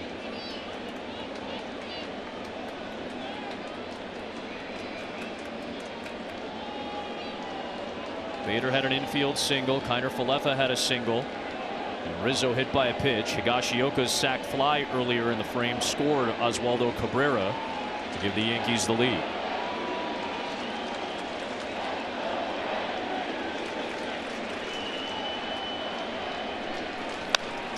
The fists and fouled away, 1-2, and a chance for Wacha to limit the damage in the 5th for Boston. When Torres was at his best, he was aggressive, hunted early for power, and then made the adjustment with 2 strikes. Really battled with 2 strikes to put the ball in play.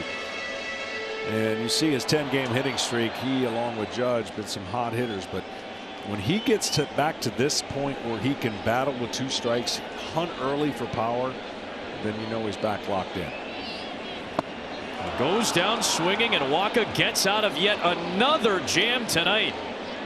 38 pitches in the first 4 frames, 33 in that inning, but only 1 across. And now the big part of the Boston order is coming up. Devers, Bogarts, Verdugo, and maybe Martinez.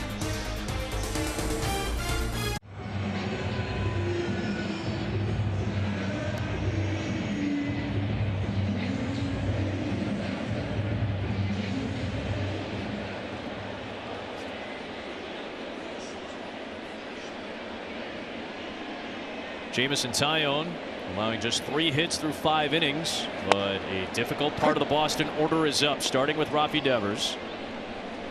7 strikeouts for Taillon tonight. The season high is 8. He's done that 3 times this year, including 2 starts ago against Tampa Bay when he went 7 1/3. 0-2 quickly on Devers.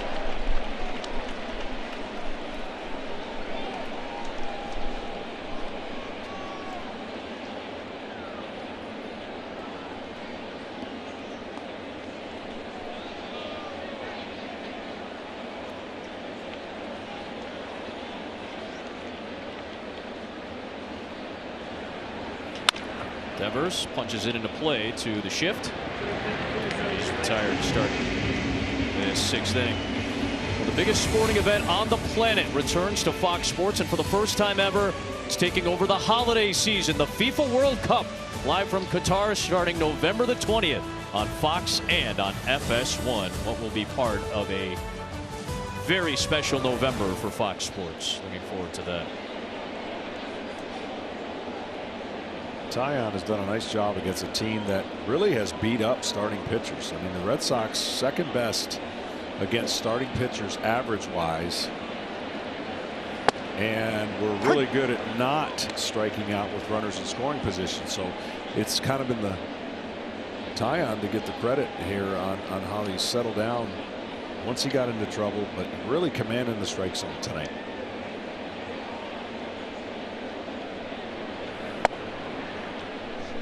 Even had a ball and a strike.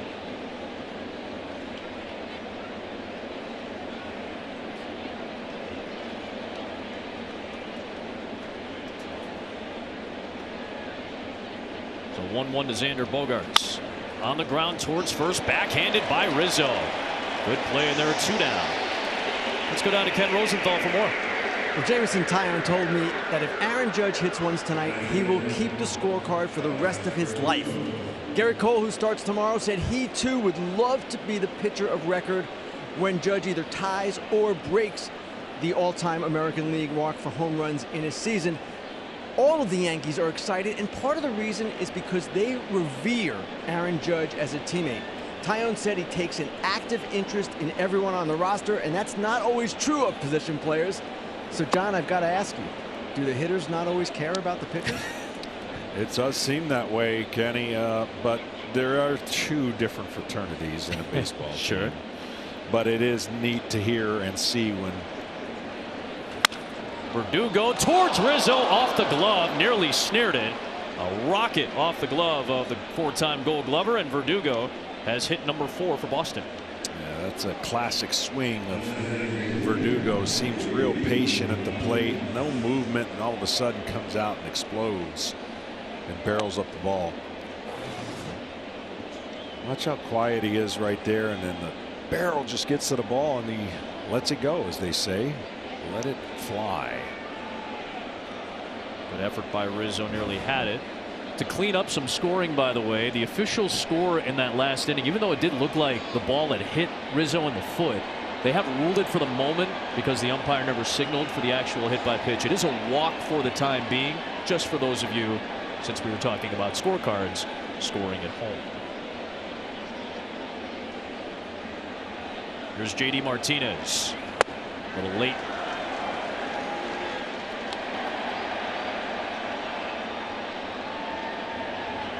We asked Aaron Boone about it too, and it's palpable, the kind of aura that Aaron Judge walks around. Part of it is his size. He's just such a mammoth human being.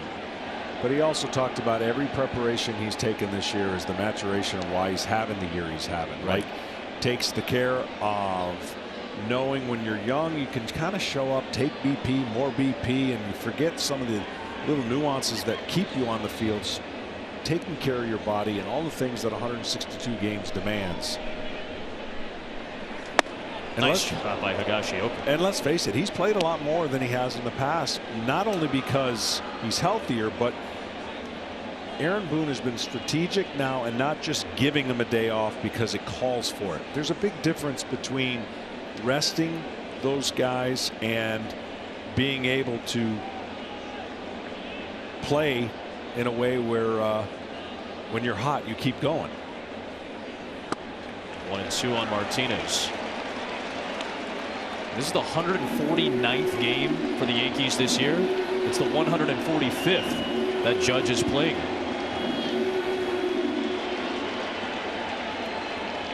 How about that? Impressive stuff. One of the great offensive seasons we've seen.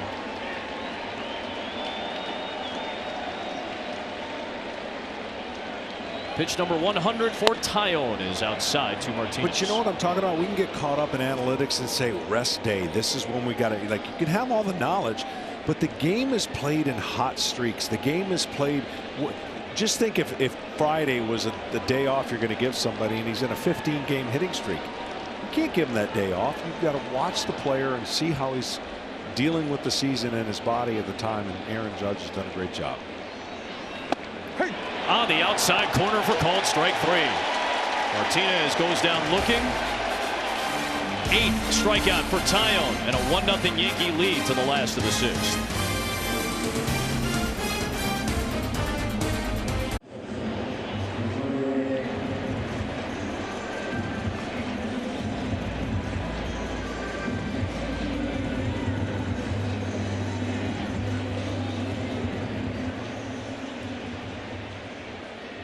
Walker cruised through the first 4, ran into trouble in the 5th, but limited the damage to just 1 run.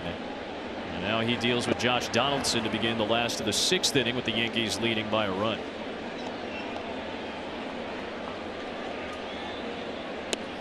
Struck out Judge with 2 men on base.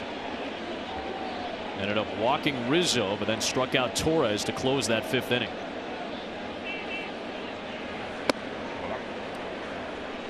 Donaldson 2-0. Donaldson's been on base now 12 consecutive games.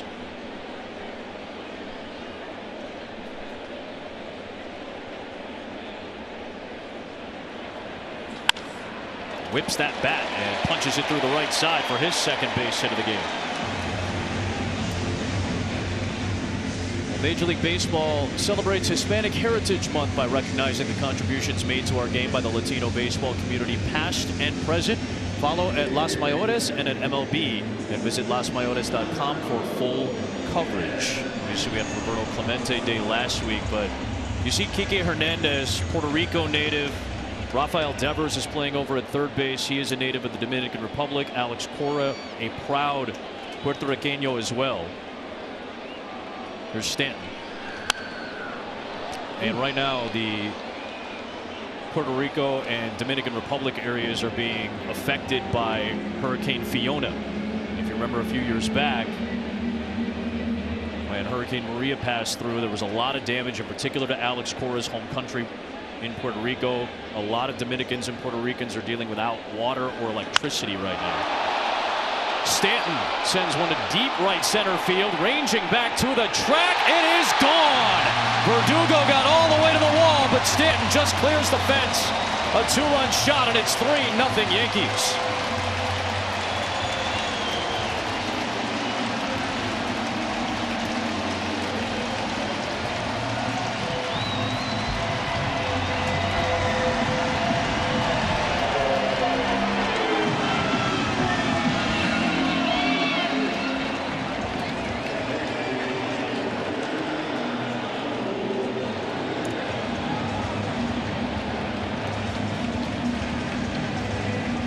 Number 28 for Stanton this year.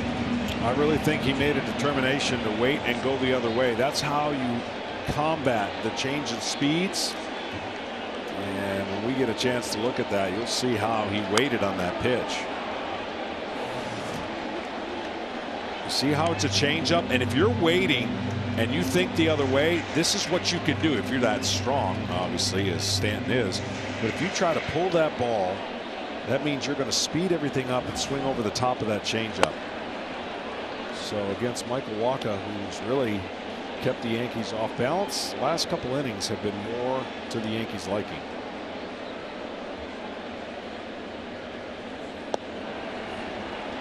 You've talked about it, Stanton, trying to get back into that groove where it feels like almost every swing could leave the yard. He's had a couple of those moments in the last couple of weeks, and Aaron Boone is hoping he's primed come postseason time. 1-2 on Cabrera. Yeah, because when he's in balance, and you know, there's times where you see Stanton looks like he's got, I've said this many times, like he's got roller skates on his spikes, because his feet are all over the place. He's out of balance and it looks funny. But now, as he gets that timing back, and he looks like he's just sitting there waiting to golf one out or tomahawk one out. I mean, those two guys, Stanton and Judge, are as imposing of a figure at the plate when they are doing that. Big cut from Cabrera, and he goes down swinging. Back to the 2-run shot, John. Yeah, the key again is watch how patient he is. He's not out front. His hips don't open up. He stays on the ball, And that is just poetry to a strong hitter who knows he can go to right field, center, and left because he's so strong. So he uses his hands and his lower half to be still. And there will be times where the mechanics are off and his hip opens up and he's got nothing left to swing with but his hands. When he waits back, it's all of it that seems to generate that power. And it looks easy, obviously. Yeah. You see this little power stretch with the grand slam the other night, not tonight, after he had been in a rocky power drought. Ball and a strike on Harrison Bader.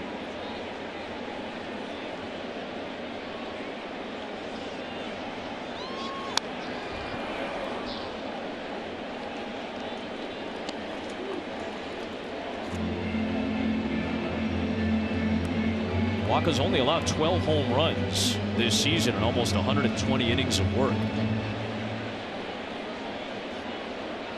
Stanton picks him off here for a 3-0 Yankee lead. A 1-2 to Bader is waved on and missed on a fastball.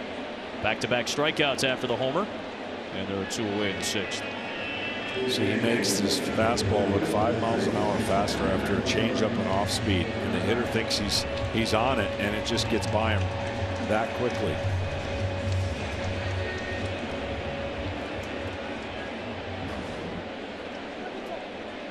I still don't think that's Bader. You could fool me right now. Here's Connor Falefa. Singled in the 5th to load up the bases. Higashioka would follow with the sac fly to get the Yankees on the board.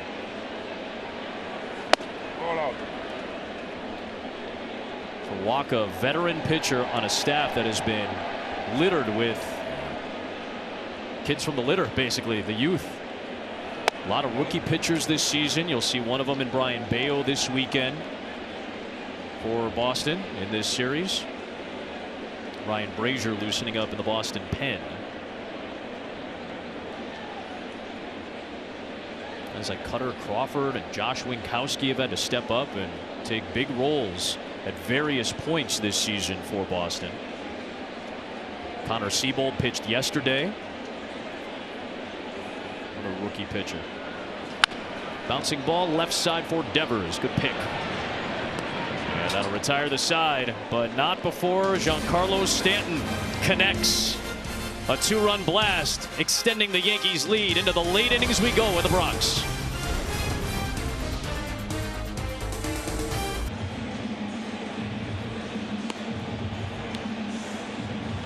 Tied a season high with 8 strikeouts. It's the 4th time in 30 starts where he did not allow a run. Jameson Taillon with 6 shutout innings for New York.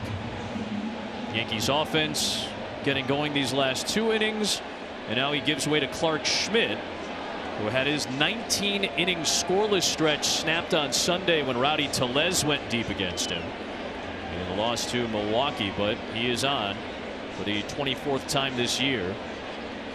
21st as a reliever. Wacha in the dugout talking with Dave Bush, the pitching coach, and Schmidt deals with Tristan Casas to begin the 7th inning. Well, there's the cutter you already seen. His fastball rushed at 95 plus. He's got a good curveball and then a changeup. So 4 pitches.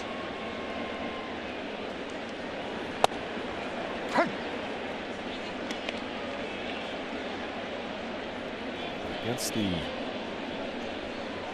right-handed batters, you use that cutter quite often.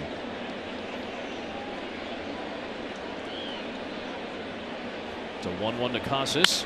In the air, down the right field line, towards the corner. It is over the fence and gone. 3rd major league home run for Tristan Casas, and he gets Boston on the board in the 7th.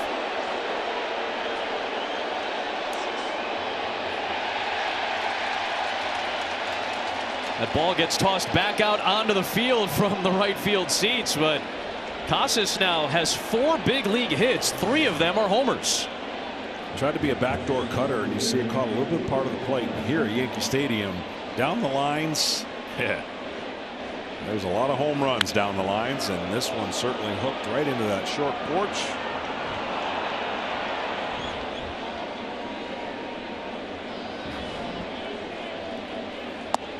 some of the power that we were discussing earlier, and that's what they're hoping for more of from the 22-year-old.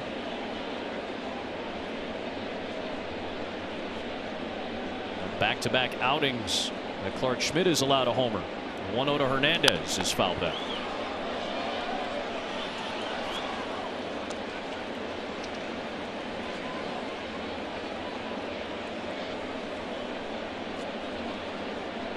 It's the 140th home run for Boston this year. They came in 21st in the majors in that category this season, after they were top 10 a year ago.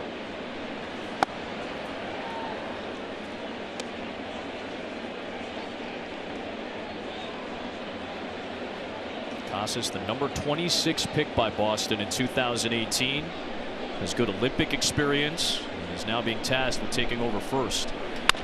Hernandez will get it through the right side for a base hit, and the tying run for Boston will come to the plate. Before that, Chris Myers has a game break for us. Chris.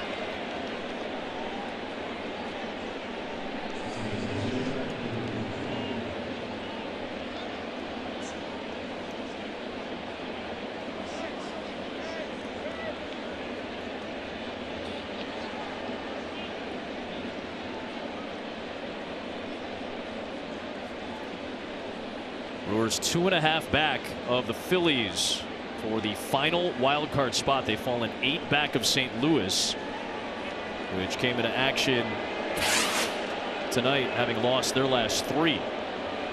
Milwaukee seemingly not able to gain a ton of ground.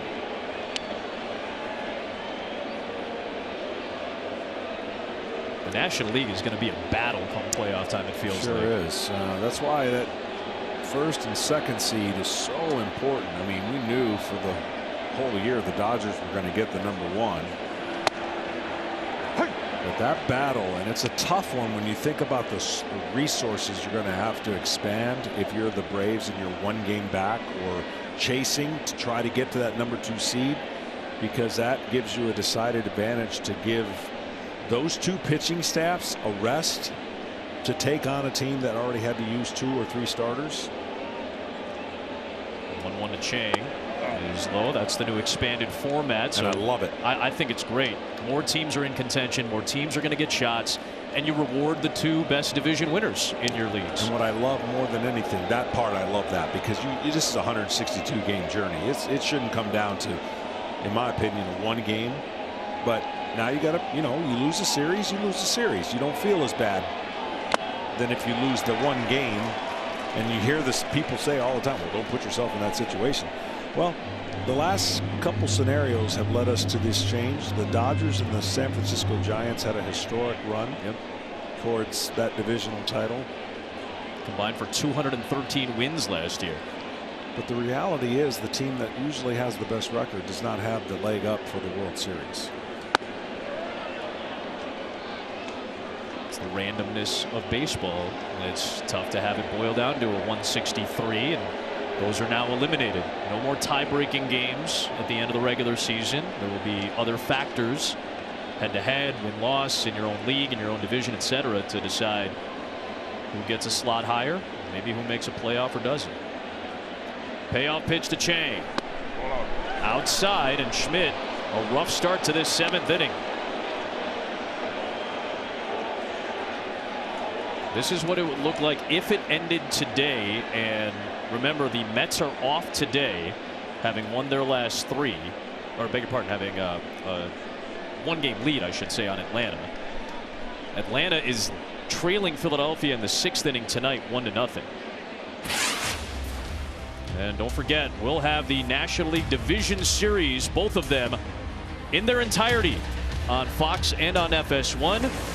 The National League Championship Series will be on Fox and FS1, and of course we'll have the World Series for you throughout on Fox. Yeah, it's going to end a little later this year, but it's going to be as exciting as ever, because there's some heavyweight matchups that potentially could play out in the National League. Talk about some pitching staffs that could quiet another team's offense. There is some pitching staffs in the National League.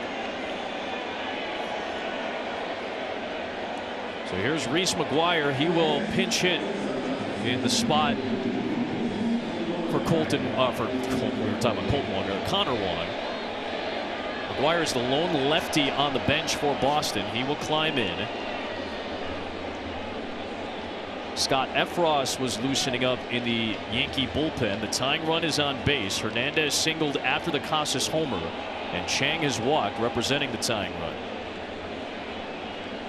Here's Reese McGuire with a homer and 8 driven in 27 games with the Red Sox this year after coming over in a trade from Chicago for Jake Diekman. And therefore a strike from Schmidt.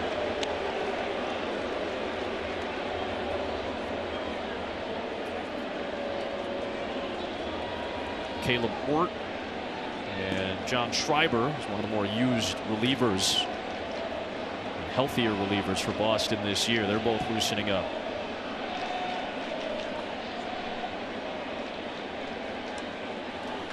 Down the right field line towards the corner and just yanked foul by McGuire. That would have given Boston the lead had it stayed fair. A little out in front, and it's 0-2. Well, that thing hung in the middle of the zone, and he was so quick to the ball that hooked it down the line.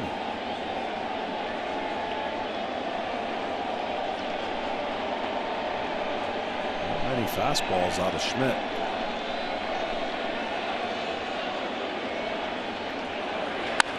Into right field. Judge ranging back to the track near the wall. He leaps, and it's gone! Off the bench and into the lead for Boston. Reese McGuire gives the Red Sox a 4-3 lead.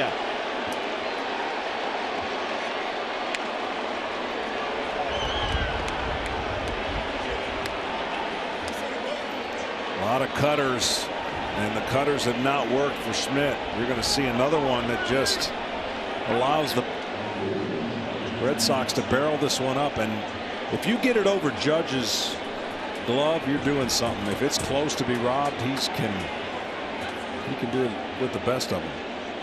On an 0-2 pitch, McGuire goes yard, and the Red Sox have a lead on McGuire's second Boston home run. That's why I was saying Schmidt hadn't thrown many fastballs, and there he threw one.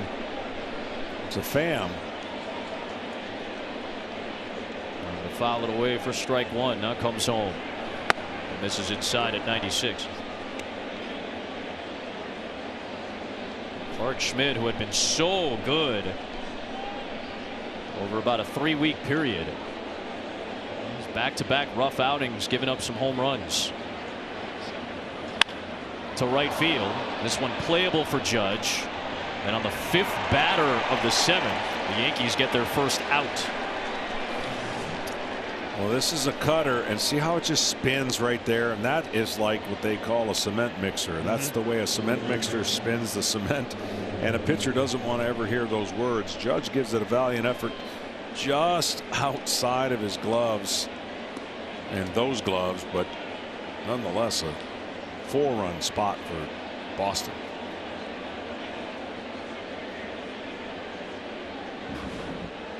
Here's Devers. Take Michael Wacha off the hook.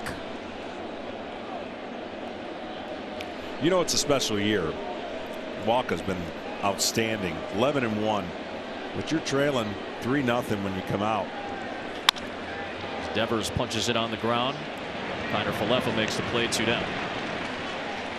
And the team rewards you with a 4 spot.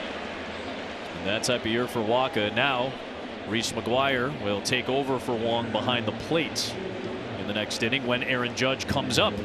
He will bat second in the bottom of the 7th. I mean, he's in line for the win. Indeed, Wacha is. Would be number 12 if Boston finishes this off. Now again, their problem this year, as you pointed out, has been the back end of the bullpen in general.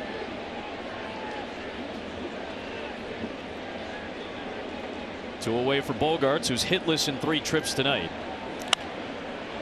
We got win probability for just about everything. I'd like to know the win probability of Wacha's chances leaving the game down 3-0 with no chance to go back out. With the bottom of the order coming up. Yeah.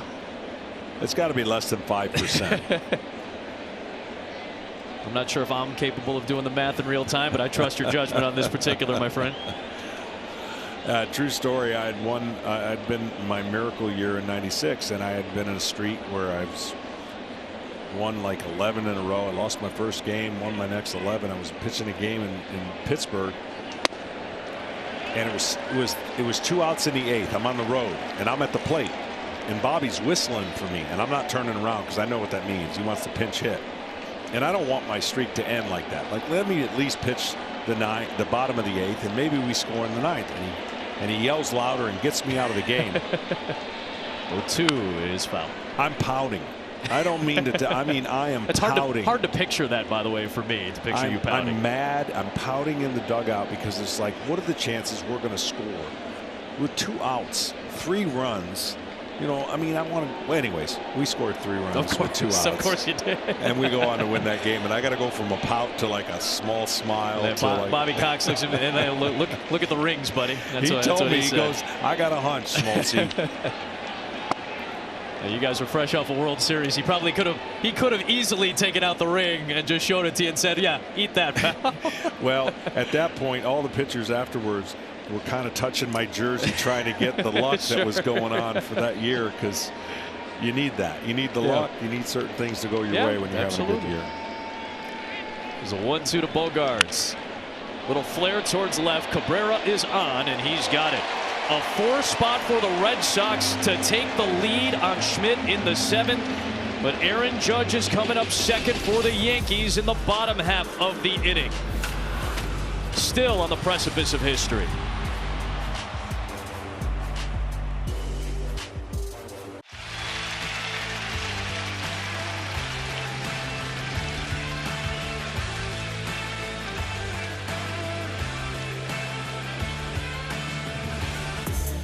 High drama all night. The Red Sox lead, and Aaron Judge sitting at 60 home runs. The Rookie of the Year in 2017. He's been a top 5 finisher in the MVP voting a couple of times. Turned down the huge contract all the way back in April and bet on himself. And that's been one of the major storylines in baseball this year. Going into a free agent season, has put up one of the great offensive seasons in Major League history.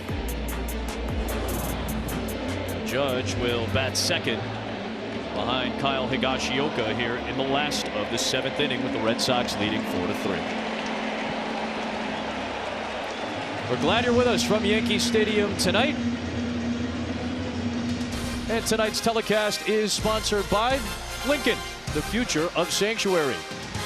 And by Budweiser Zero, full flavor, 0% alcohol, 100% on your game.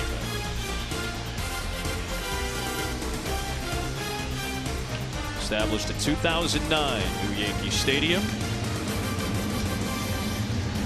Judge will try to electrify the crowd. And now he won't have to see Michael Wacha, who walked him twice and struck him out once. Into the bullpen go the Red Sox, and John Schreiber, who has been the most heavily used reliever in a bullpen that has had a ton of different guys in and out into different roles and at different spots. He's been as consistent as anybody, and he's turned out an incredible season for Boston this year, in a year that has had some rough moments. Yeah, funky arm angle, as you're going to see, but usually those two things don't remain constant. Healthiest and most used. They usually work themselves out to not be as constant as those statements, but they're open. There's the runs given up since the All-Star break, and those other stats are the team runs. That's just amazing what the Red Sox have run into. New battery with Schreiber coming in. Reese McGuire is one of the heroes so far for Boston. The 3-run pinch hit home run to put the Red Sox in front in a 4 spot in the 7th inning. Schreiber on for the first time since Tuesday, when he got a save in the victory on the road in Cincinnati. He'll face Higashioka, the 9-hitter, to begin. A strikeout and a sac fly for the Yankee catcher this evening.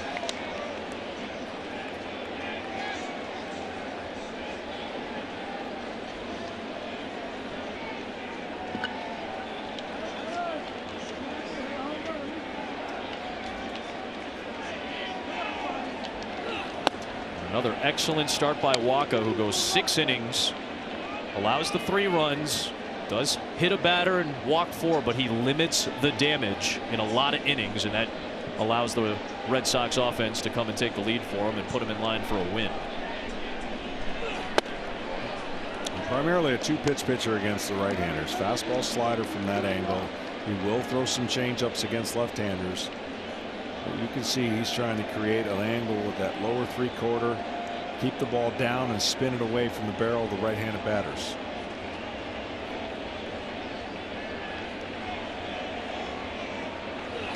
Higashioka sends one towards the gap in right center field. That'll get down for a base hit. And Higashioka is the tying run for the Yankees in scoring position with a leadoff 7th-inning double.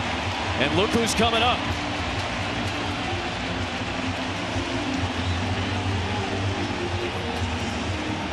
It's amazing the difference from the psychology of a man on second with a base open on first versus a man on first and a base open at second and third. It is. It's a big difference. Like if Kyle would have stumbled going around first, it's an automatic pitch to Aaron Judge. Now not so much, even though there's no outs. Yep. You never want to put the winning run on base, but you're talking about the winning run at home plate. Here is Judge. 60 home runs in 2022. He is the go-ahead run at the plate with nobody out in the bottom of the 7th against Schreiber.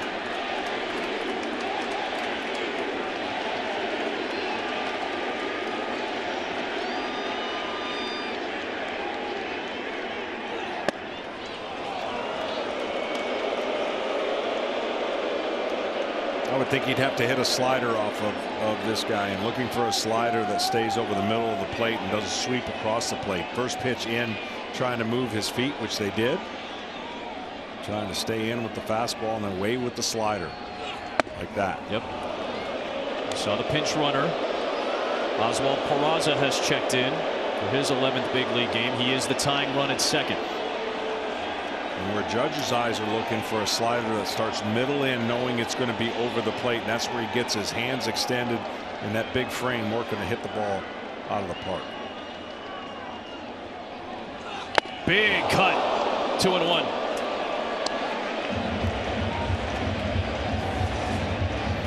That's the one there. They wanted it in, but they threw it out over the plate, just underneath the ball.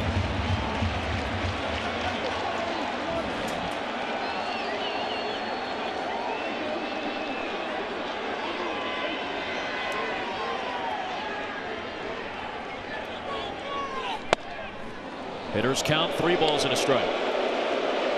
And see the way it works for a hitter. His eyes learn the strike zone, right? And if you don't move your head or flinch or open your hip, you can stay pretty disciplined in the strike zone with your eyes.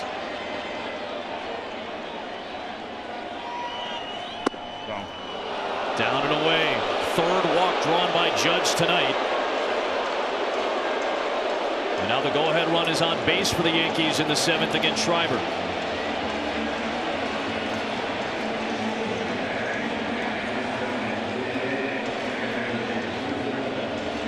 Another visit from Dave Bush.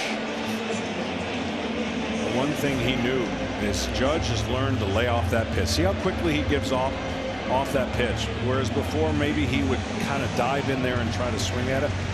He knew the fastball was coming into him, so anything that started middle in he could take. He knew the slider was going away from him. Obviously anything away he could take. If they would have thrown a backdoor fastball on the outside part of the plate, that would have given him more fits. So that's the kind of the nuances of pitching and angles and what hitters are trying to do and what pitchers are trying to do to beat the hitter in squaring up a baseball. That'll bring up Rizzo with 2 men aboard and nobody out in the 7th.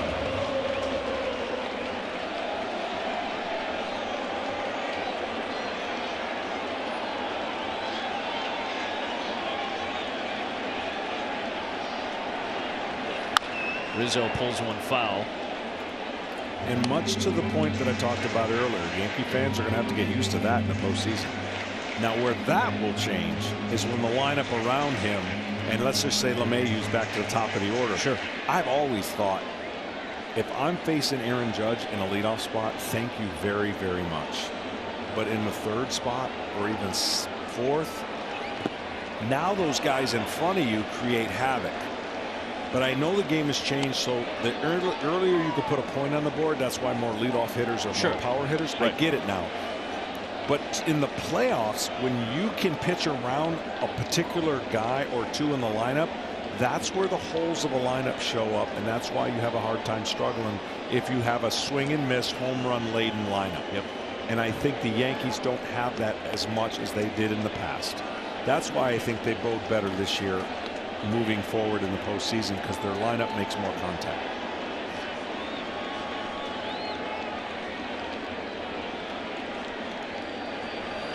On the ground to first, backhanded by Casas. The throw to second for one. Schreiber covers for the relay. It's the fourth double play turned by the Red Sox tonight behind their pitching staff. Schreiber got involved as well. On the third base goes the pinch runner Peraza, but there are two away here in the seventh. I'm going to tell you something right now. This was not the easiest double play turn. Watch the pitcher get over there, and he gets to a place where he acts like he's another first baseman. That's an outstanding job. The first baseman clears the runner, throws it perfectly to Bogaerts, and then the first pitcher gets over there in plenty of time to act like a first baseman. Great job all the way around.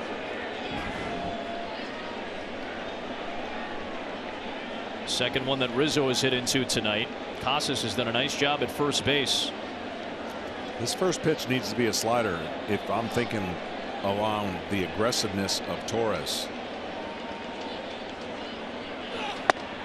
Stayed away from him, and understandably so. The first two times that Torres was up against Waka, he flew out to center almost 400 feet on both flyouts before striking out in the fifth.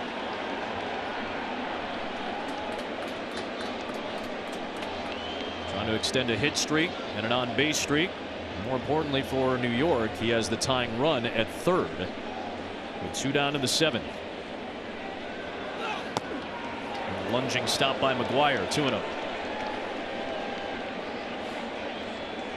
And all those double plays have shortened the lineup for the Yankees too. They're going to need at least one more base runner to face Judge in the ninth inning if they're trailing. So that would tie a season high, I would think. 4 is a lot. That is a lot of double plays.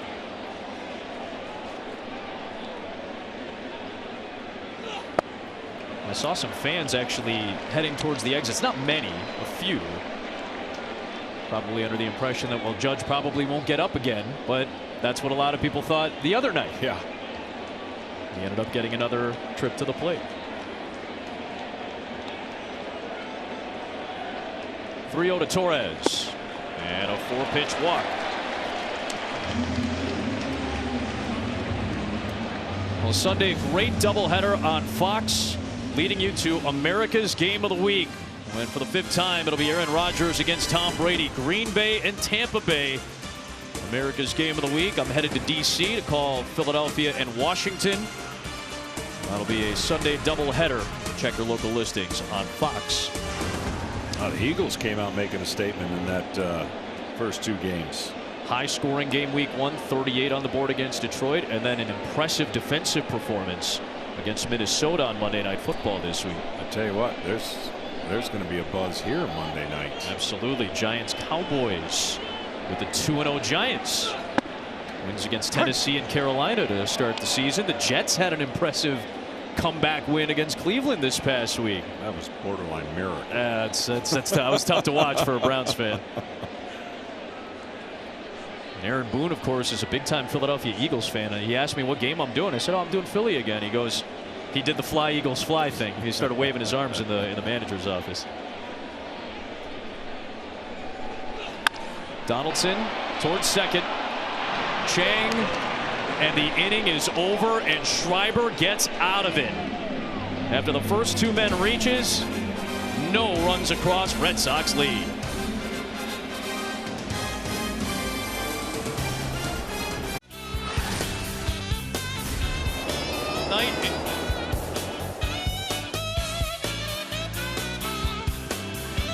A Thursday night in New York for baseball night in America. Aaron Judge sitting on 60 home runs. The big storyline tonight, the Yankees can clinch a playoff spot with a win or a Baltimore loss against Houston.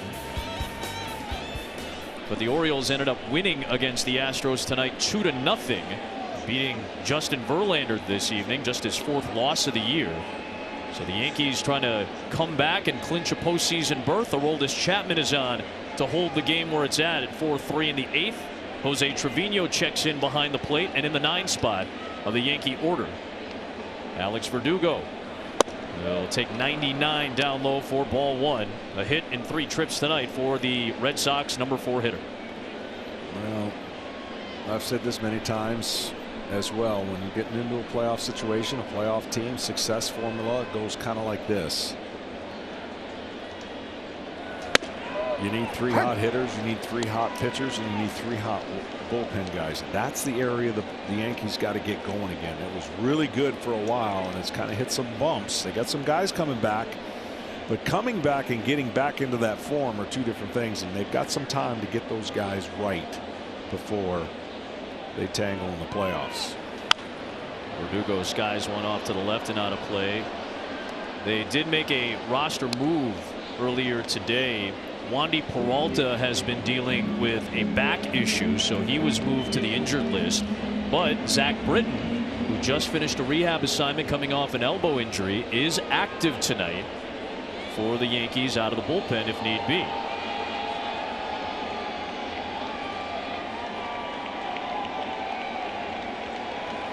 Verdugo fouls one back to stay alive at 1-2. They are currently without Miguel Castro, Albert Abreu. These are all guys that have an opportunity to maybe come back. Unfortunate that they lost Michael King earlier this year. He had been one of their top relievers.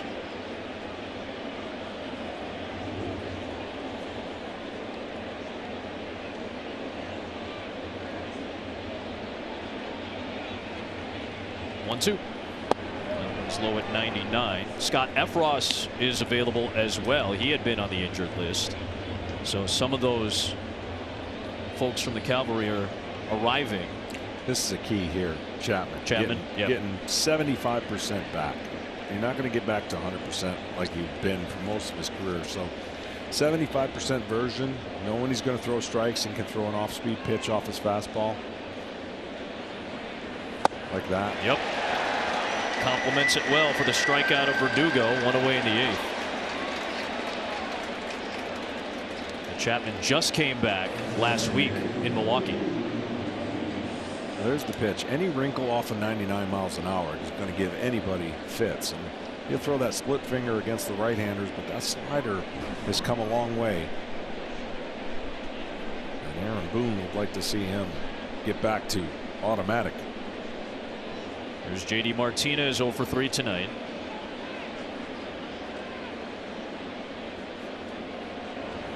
Spikes one. And that's that split. 91. 91 mile an hour splitter.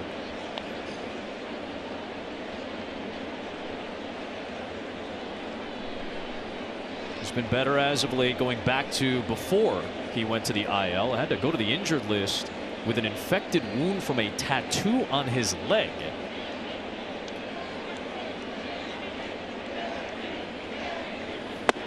There's 98 for a strike. Prior to the IL stint and since coming back, 11 of his 13 outings have been scoreless. Martinez has been able to catch up with the fastball a few times on Chapman in his career.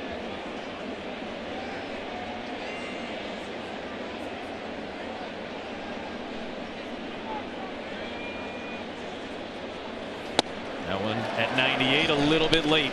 Yeah, Martinez's bat does look a little bit late. It's been late all night, and when he's right, he can time a train. And you can see the leg goes down, and then the barrel of the bat just almost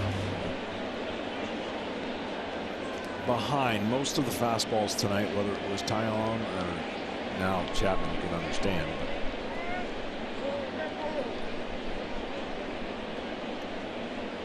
Be hard pressed not to throw anything but a fastball after seeing those 2 swings.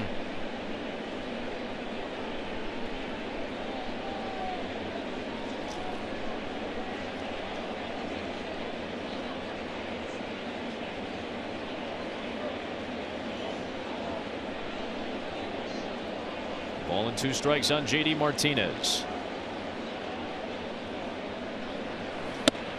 101 as he hits triple digits.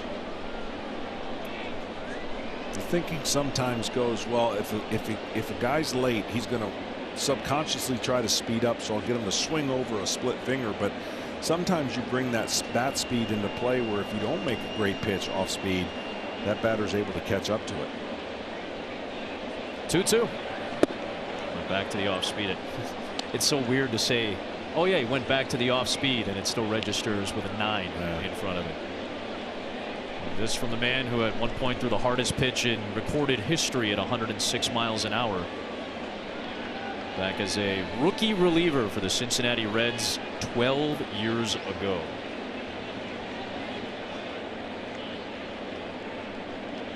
(3-2) to Martinez. Good at bat work by J.D. Martinez. He was behind 1-2, and he works the walk. Enjoy the postseason chase with the MLB app, with coverage of in-game highlights, pitch-by-pitch features, select live broadcast coverage, and more. You won't miss a beat. You can download the MLB app today.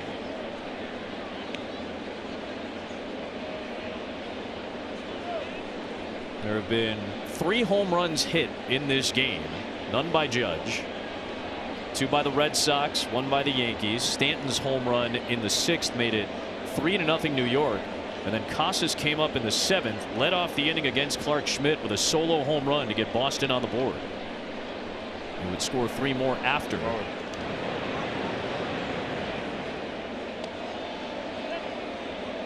All coming on the Reese McGuire pinch hit go-ahead home run.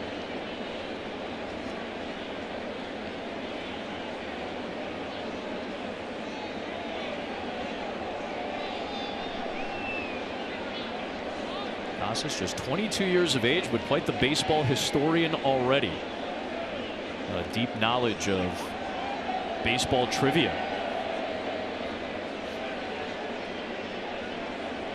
I mentioned we were talking with the great Joe Castiglione earlier, and he told us that when they were in Cincinnati this past week for a couple of games, Casas was talking with Joe on the field, and he was pointing out all the retired numbers in Reds history. And I believe Casas got all but 2 of them, which is pretty impressive.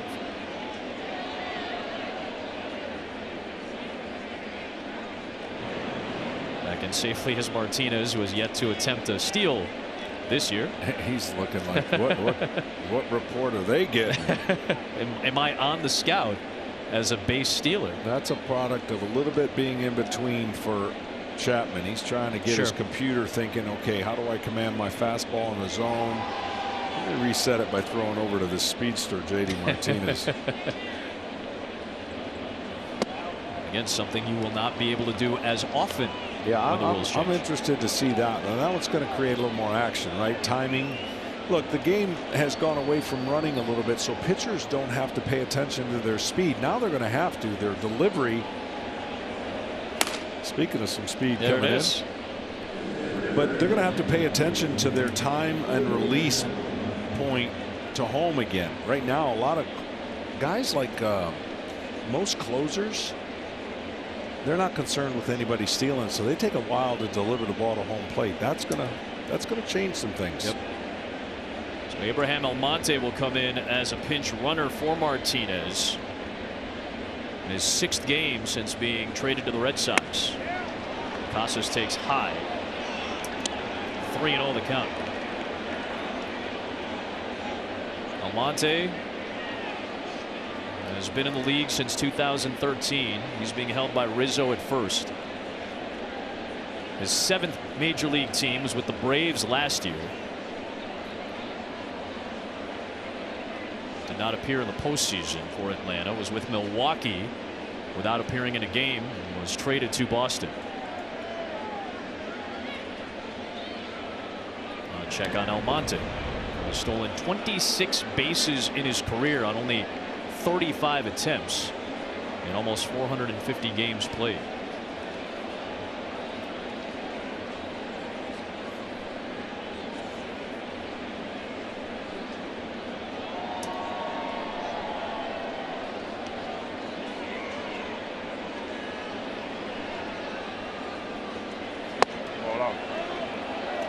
That's a 4-pitch walk to Casas. So now 2 men are on base for Boston as Chapman struggles with the control out of the pen.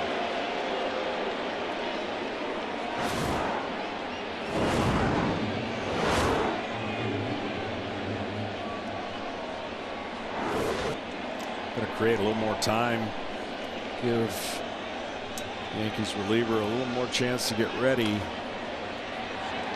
Not so sure Boone patience will be to stick with Chapman much longer. Looked like Trevino loosening up in the Yankee bullpen as Trevino goes out to talk with Chapman. You saw Aaron Boone, you kind of saw him make that move, right? He was moving his hand up and down as if to say, talk to him, talk to him. So buying a little bit more time, and sure enough, Boone comes out to try to make the change. 10 balls, 6 strikes for Chapman. A strikeout and 2 walks in the 3 batters he faces. So now Lou Trevino will check into the game, trying to hold it at a 4-3 Boston lead.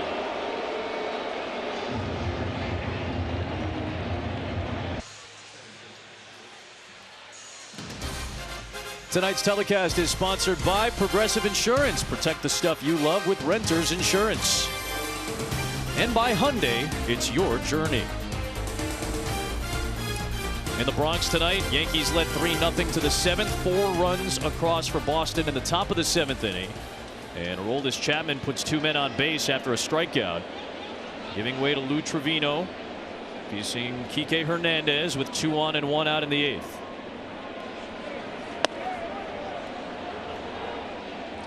Trevino's got a good fastball, but he's going to throw a lot of cutters. You saw the curveball, and he's got a changeup. 2 right-handed hitters. He's going to stay with curve and fastball for the primary pitches. That one away and gets away from Trevino. Both Almonte and Casas will advance. Trevino just in for this inning off the bench behind the plate, and Trevino's wild pitch will put 2 in scoring position. Front side really opening up too quick to throw that pitch. You got to keep your front side in. You see the funky mechanics. He's got a lot of upper body movement.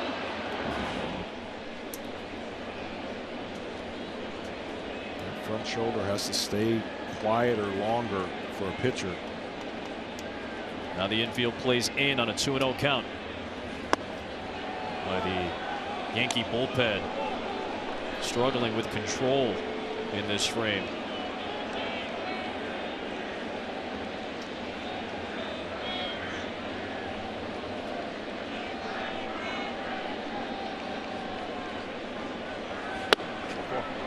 Wow, 4-pitch walk.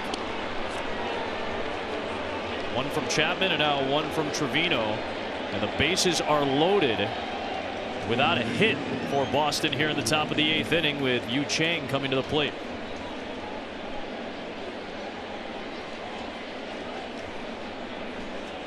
Well, it's been a theme of double plays when we wanted a theme of homers. 4 turned by Boston defensively tonight. Trevino would love one right now as Chang comes up with the bags loaded and takes one outside. 5 straight out of the zone for Trevino to start. You saw his elevated ERA up near 5 overall this year. It's been sub 2 in his 20 games with New York since coming over in a trade in late July. Ball in. 2-0.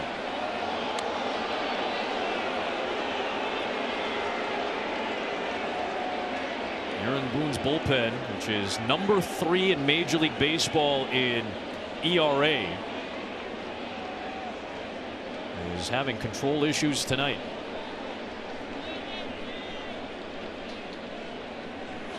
Fouled away by Chang. There's a strike. 2-1. And I think this is the first time I get to say this. That's the Bronx cheer in the Bronx. Yeah.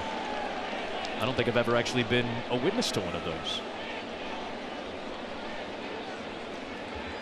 Martinez walked. Almonte pinch running for him. Casas walked. Hernandez walked.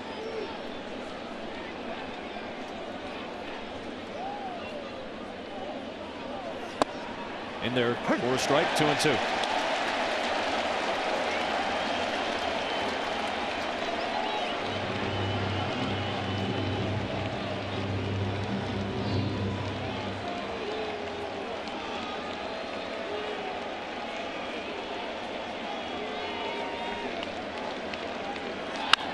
Chang skies one. Infield fly rule in effect. Kiner Falefa's there. 2 down.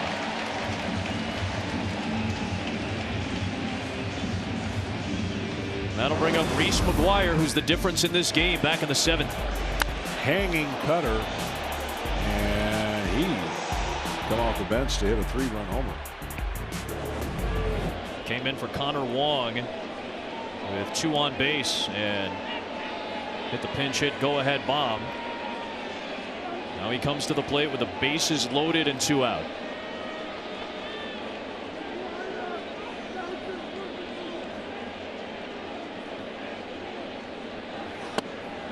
Strike 1. Well, a lot of the pitchers for the Yankees come in and really pitching away from their fastball. He's come back the last couple hitters and thrown his fastball first.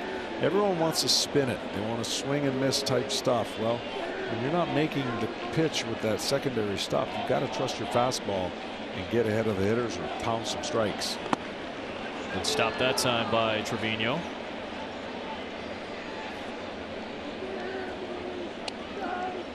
Red Sox have been struggling with runners in scoring position the last few games. 1 for 8 tonight. I believe they lead all of baseball with the most opportunities with runners in scoring position, so they've got a lot of traffic on the year on the bases. 1 and 2, and I got a piece of Trevino behind the plate.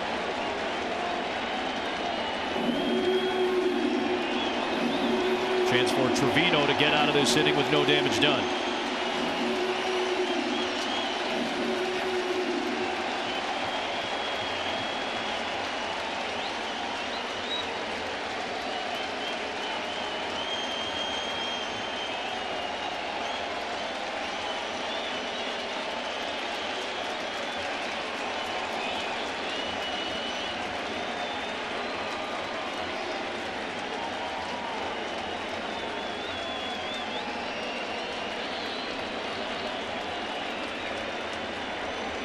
One, 2. All the way.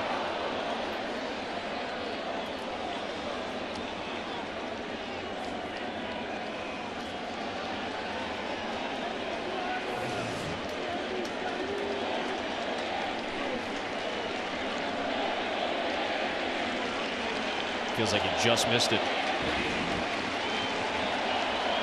Bases loaded, 2 outs in the 8th. Red Sox by a run. Got him.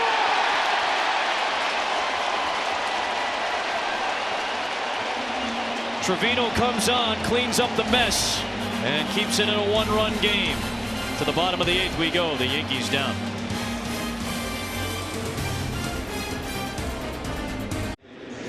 Well, if you could win $1 million for free, why wouldn't you try? Just get your phone out now and download Fox Bet Super 6 for free. All it takes is 6 correct picks in the NFL Sunday Challenge contest. You could win $1 million of the distraught Terry Bradshaw's money. Giancarlo Stanton will lead it off for the Yankees in the bottom of the 8th. Back in the 6th, a 2-run shot.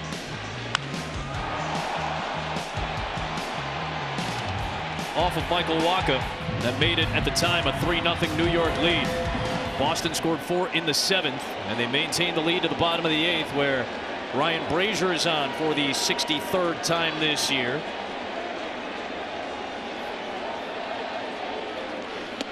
Trying to keep a streak going in September where he's been excellent. A career-high 63rd appearance now for Brazier. He and Schreiber have been the 2 most reliable guys out of the pen.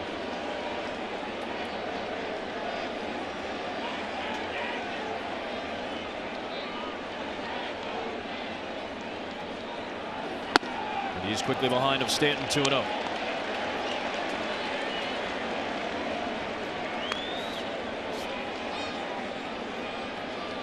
Brazier, the one-time Angel all the way back in 2013 when he first entered the big leagues. He's been with the Red Sox since since 2018.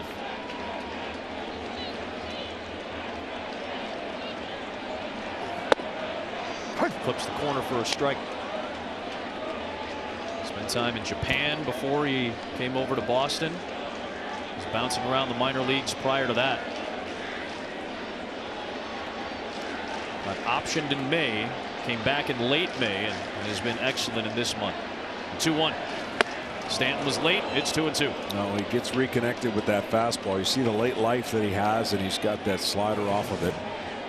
But right here, he just rears back and throws that fastball by Stanton.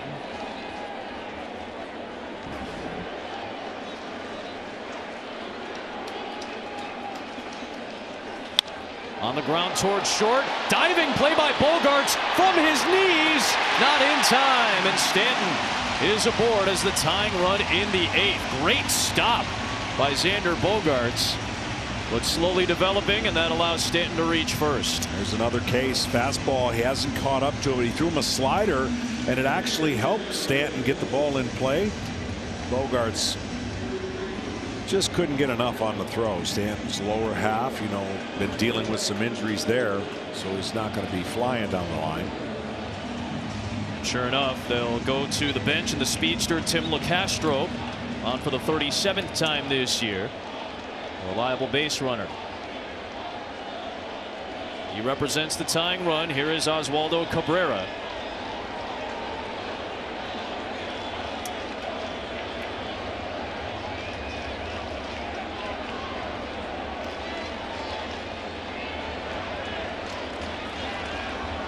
You got to call time. Wow. Yeah. I mean, you just can't make a, that was a hold deliberately by the pitcher to just kind of mess with the timing of LeCastro at first, but the batter rarely stands in there that long without calling some form of time. Cabrera playing just his 31st major league game. The 23-year-old from Venezuela. Castro's back in safely. He's lifted 7 bags this year in a Yankee uniform. Major league average is 75%. He's slightly above that. Another check. Close play that time, but he's in safe.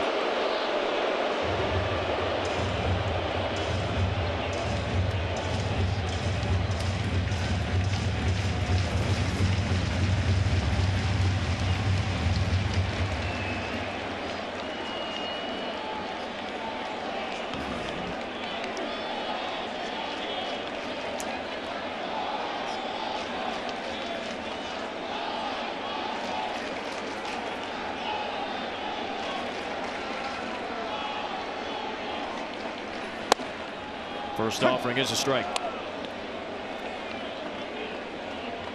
Cabrera signed at 16 years of age.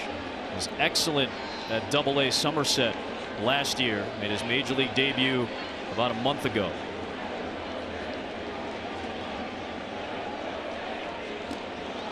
Another check on LeCastro.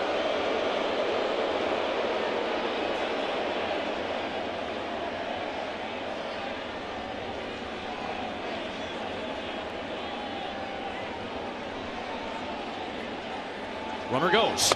Throw is outside. The throw down to second. In time, and LeCastro is out.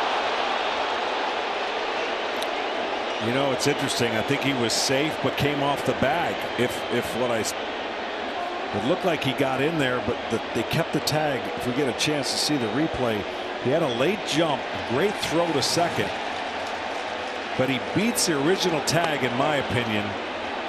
Right there, he's safe, but they teach you to hold the tag as the runner gets to his hand off the bag. Is challenging the out call at second base. Did that hand ever come off? In that view, it did not look like the hand ever came off. So here's the view. The crowd reacting to the jumbotron. He gets in. Now watch if he pops up at all, and it doesn't look like it. So. I think that left hand was on the bag the whole time. So the challenge and the review. I think he got in safe just by a sliver of the finger before the glove. And if they deem that to be the case, I don't see any point where he left the bag while the tag was being applied. But see where he called him right there? Yeah. That's why I thought it looked like his hand went up, but I don't think it did. After review, the call on the field is overturned. The runner is safe. New York keeps this out. And the tying run is in scoring position for the Yankees in the bottom of the 8th.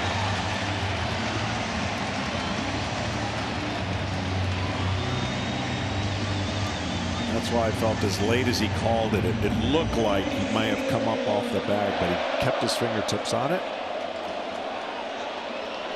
Good base running by LeCastro, and now a 1-1 count on Cabrera with the tying run at second against Brazier.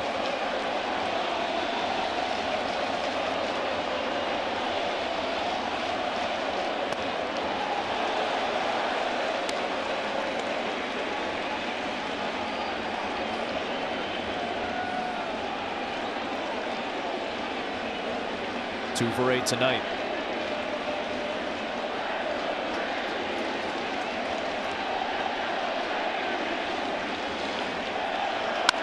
To the right side, that will move the runner over. No play for Bogarts at third.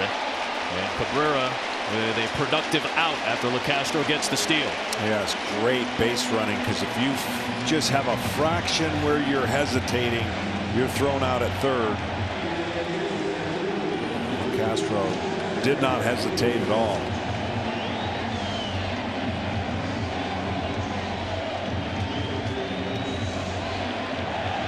That's quick reaction, and you could see Bogarts. No, I don't think I'm going to get the out at first. So now Harrison Bader to the plate with the tying run at third and the infield in. Sends it to center. Hernandez makes the catch. Here comes LeCastro. It's tied at 4 in the 8th.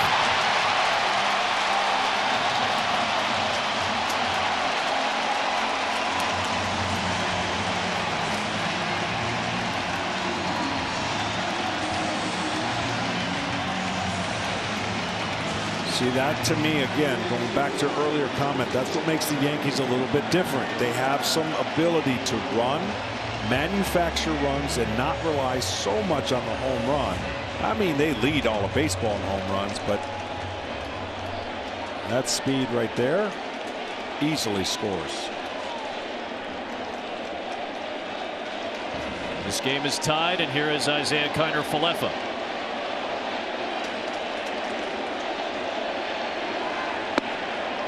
Strike one. Devers doing his best impersonation of a door. LeCastro with like the head start push off, essentially.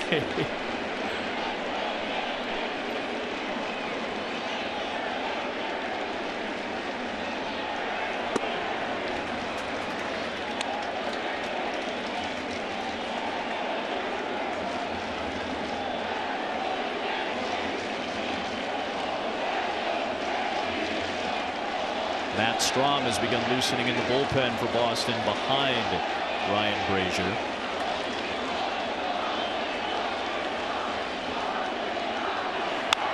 Off the fist and foul. Besides this being the traditional Yankees-Red Sox game, you could tell these fans smell something closing in on a division and a #2 seed, right? 3 weeks ago, 2 weeks ago, it was a little restless. Sure. It was like, what happened? And they made it through that valley. And now they're trying to close out, you know, the American League East and get that bye. A defensive swing by Kiner-Falefa just to make contact. He was able to flip it foul. The Yankees went 10-18 in the month of August. Aaron Judge had a lot to do with the 10 wins. Frankly, he was at times the lone offense for the Yankees. They've weathered that. At one point, I believe the lead had gotten down to 3.5 games. Yeah.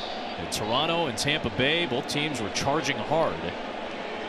Yankees entered action tonight with a 6.5 game lead.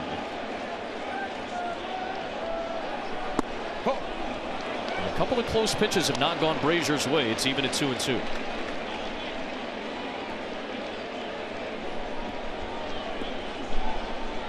Rays beat the Blue Jays tonight. And the Orioles beat the Astros. And meanwhile, the Guardians almost got this thing locked up. It was like 10 days ago, a battle between all three teams in the American League Central: Cleveland, Chicago, and Minnesota. And they've just taken care of business against the teams you got to take care of business. Their schedule was basically, hey, we got Minnesota and we got Chicago. You win these games and essentially you're going to lock up the division. It's unbelievable. They're up 4-1 tonight on the White Sox with a chance to extend that lead even further in the AL Central. Off the fist, roller to short. Bogart's tough play, and he makes it to retire the side. But not before a run comes across. Stanton got aboard with an infield single. He was pinch run for the run scored. Nice play by Bogarts to end this inning. We're tied at 4 to the ninth.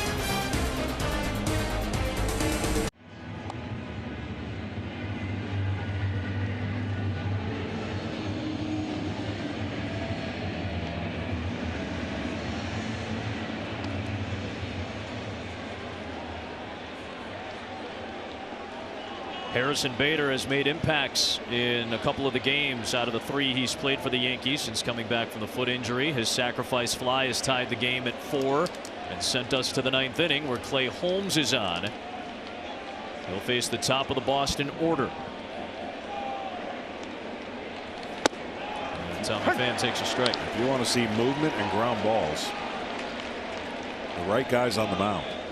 He has got the highest ground ball percentage in baseball amongst pitchers who've thrown at least 30 innings this year. 77% ground ball rate for Holmes.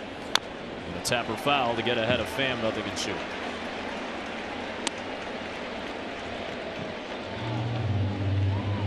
Next closest qualifier is Framber Valdez, the starter who's been outstanding this year for Houston, at 67.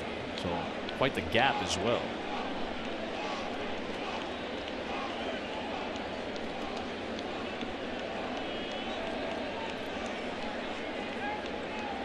Oh-2.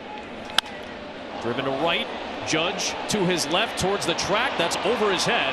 One hops the wall. He'll fire towards second. Close play at second. In time.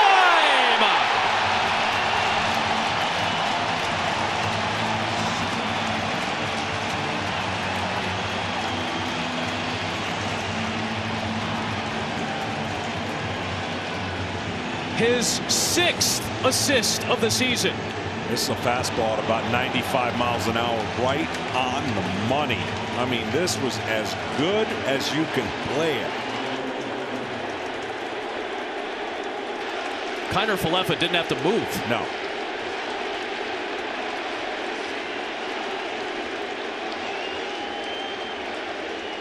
That keeps the go-ahead run out of scoring position and off base. Here's Devers. I mean, with everything that he does offensively, you forget what a great outfield player he is, defender and an arm. I mean, this is effortless. Frozen rope. Kiner Falefa looked like a catcher behind the plate who spotted on the outside corner and never had to move his glove. Yeah.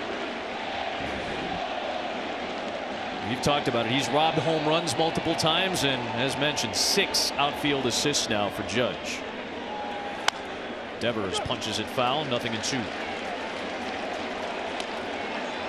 Judge is guaranteed an at bat in the bottom of the 9th inning. He would bat second.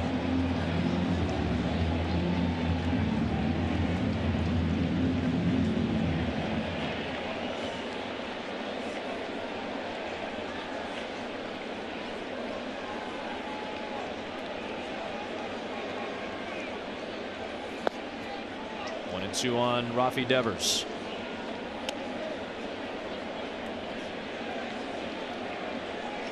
It was a hard hit ball by Tommy Pham. Cut down at second.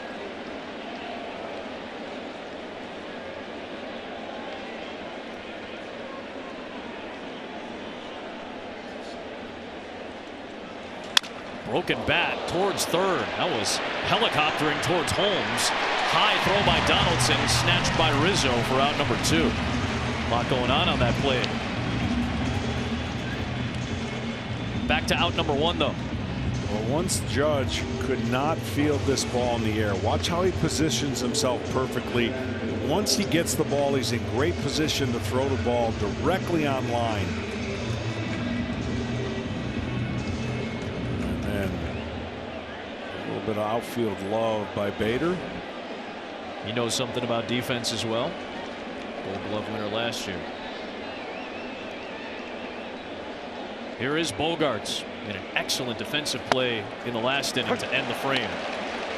And for Tony Pham, that's the right play. If you need to have a perfect throw to throw you out, you got to go for that aggressiveness to get to second base.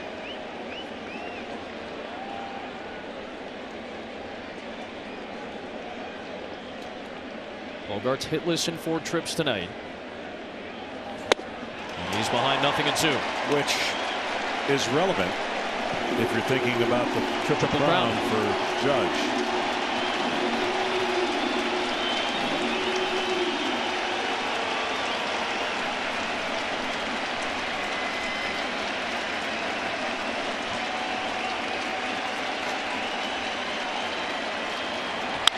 Hard hit towards short. Kiner Falefa sliding stop.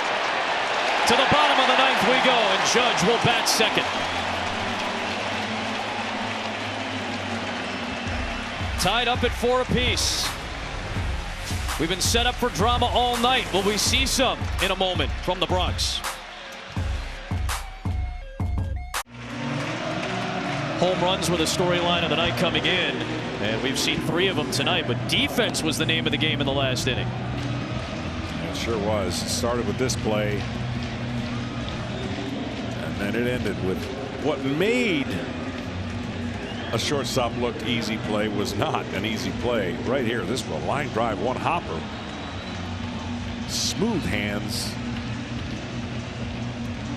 And now, Yankee crowd looking for, they're really looking to explode with 1 swing.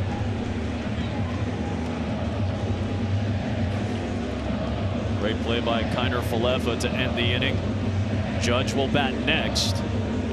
Matt Barnes has checked in for Boston, coming off a perfect 8th inning on Tuesday against Kansas City. Came back from the injured list in early August and has been rock solid since. That ERA is elevated, but he's been much better the last month and a half. Well, the key to him is that curveball that he loves to throw. Over the top curveball, fastball combination.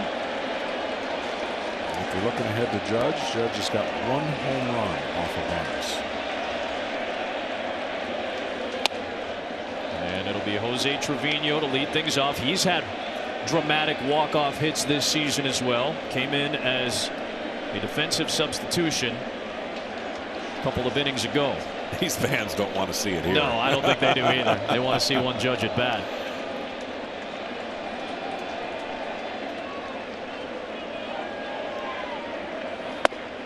Barnes misses with a fastball. He's got one of the highest curveball usage rates in baseball. About half the time he throws a curveball more than he throws the fastball.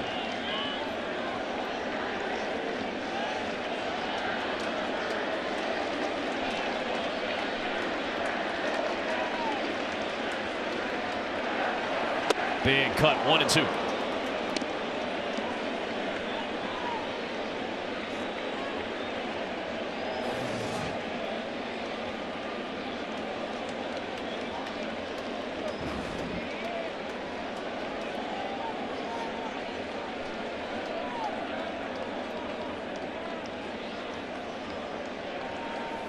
Two and two.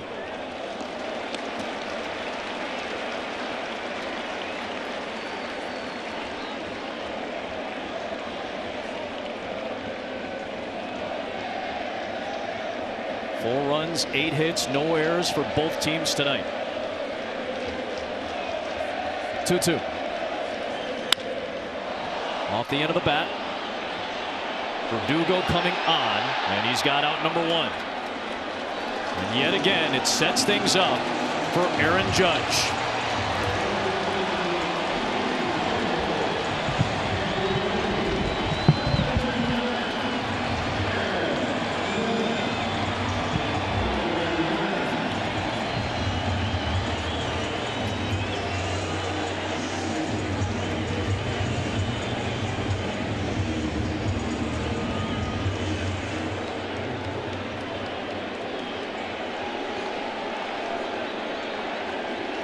Maris family looks on.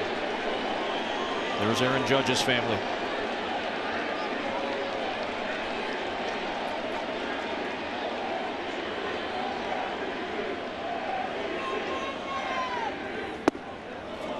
Lays off the first one. In a season full of walk-offs this year for the Yankees, Judge has 4 of them, leading Major League Baseball.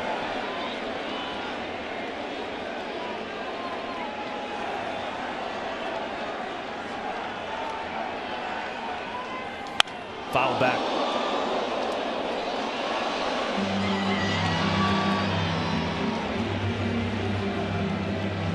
He hasn't seen many pitches tonight to hit. Walked 3 times. This might have been the best one he's seen. Only his 7th swing and 5 trips to the plate tonight.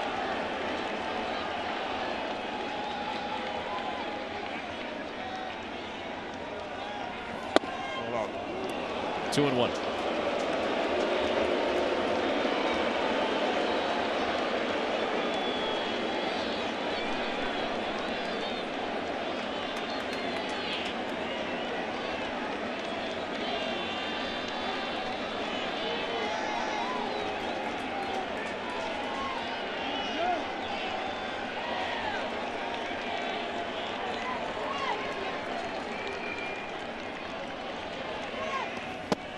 Two and 2. Wow, that was an unbelievable 2-1 changeup. It's a rare changeup from Barnes. Very.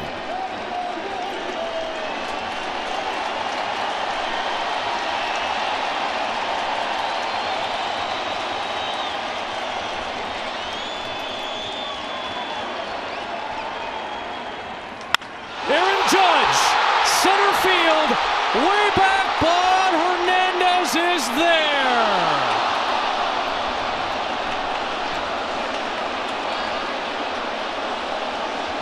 Two down in the 9th.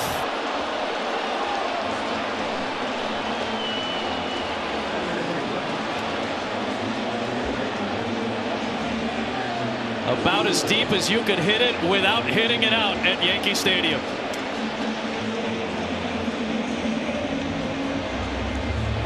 I mean, I thought this ball had a legitimate chance when he hit it.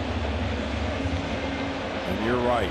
Straight away, he was hoping for just a little bit more. Wow.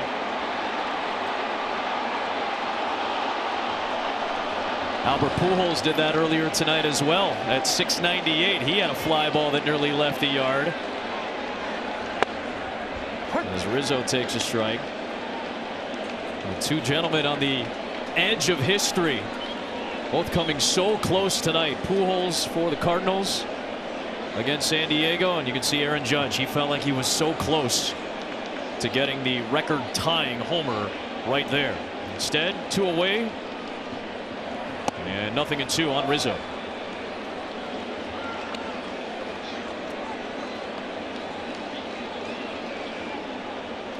Crowd still buzzing a little bit after that deep fly out. 113 miles an hour off the bat, 404 feet. And the sign in dead center says 408. 0-2 to Rizzo.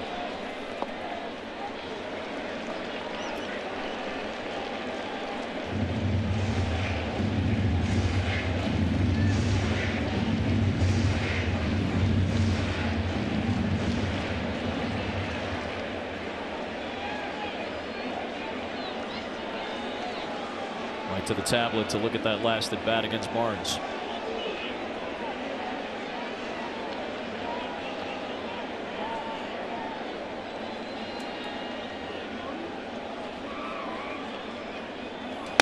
Rizzo goes down swinging, and Barnes sends us to the 10th.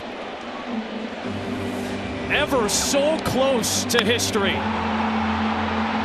In a season full of it for Aaron Judge, he was right there.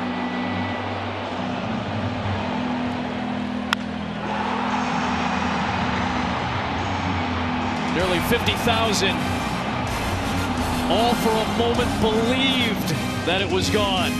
The Maris family may have thought the same, but it stays in the yard and we stay on here in the Bronx.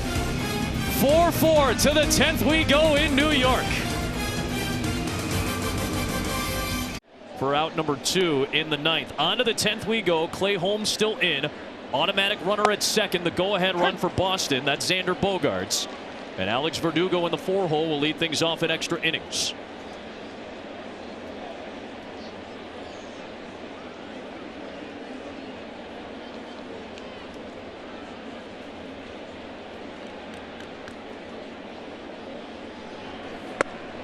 If you're just joining us, Adam Amin, John Smoltz, Ken Rosenthal, our fantastic Fox Sports crew at Yankee Stadium in the Bronx tonight. Red Sox and Yankees squaring off for the first of their final 4 meetings of the season. Aaron Judge, the major storyline, sitting at 60 home runs, one shy of tying the American League record. The Yankees with a win clinch a playoff spot tonight. It was a 3-0 Yankees lead after 6 tonight.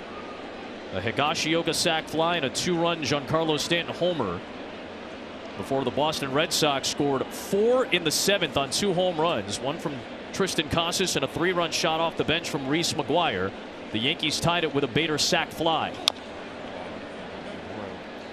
Got 2 scenarios working here. Verdugo pretty good at getting the ball on the ground, and of course the pitcher pretty good at getting the hitters to hit it on the ground. What he wants to do is pull the ball. And obviously Holmes wants him to hit the ball the other way on the ground to keep the runner at second.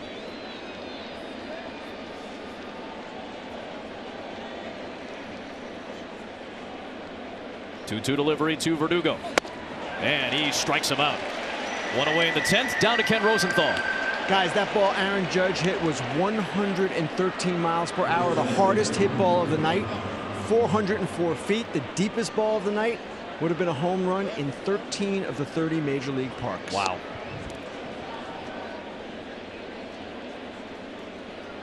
It was about as well struck of a ball as you could ask for, but to the warning track here at Yankee Stadium.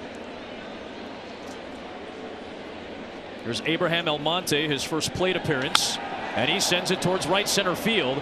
But Harrison Bader, a great job getting a jump on it and then positioned himself perfectly to throw it back, keeping Bogaerts in second base. Well, 2 things we talked about tonight. We said the swirling winds were going to have a factor one way or another, and of course the temperatures dropped a little bit, so those might have been a couple contributing factors to that ball just coming up short in center field.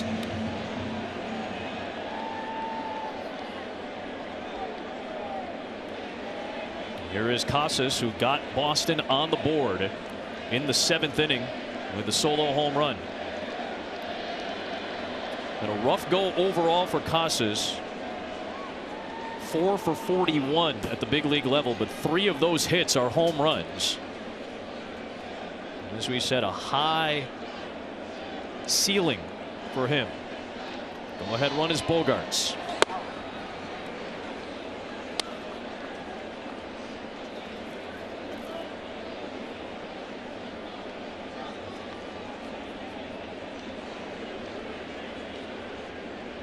Caleb Ort loosening up for Boston in their bullpen. 1-1. Just can't tell you how nasty that pitch is. The hitter sees the ball in the middle and ends up outside the strike zone. The only way to hit that pitch is it's got to start inner half and end up in the middle. That is just late nasty movement. And oh, by the way, 97. Oof. Damn. And ramps it up to 99 with some arm side action.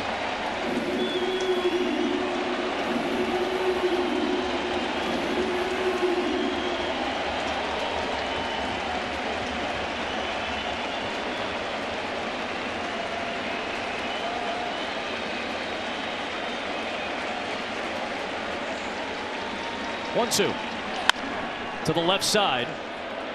Kiner Falefa will retire the side. Yankees with a chance to walk it off yet again. Torres, Donaldson, Stanton, 3, 4, and 5 in the 10th.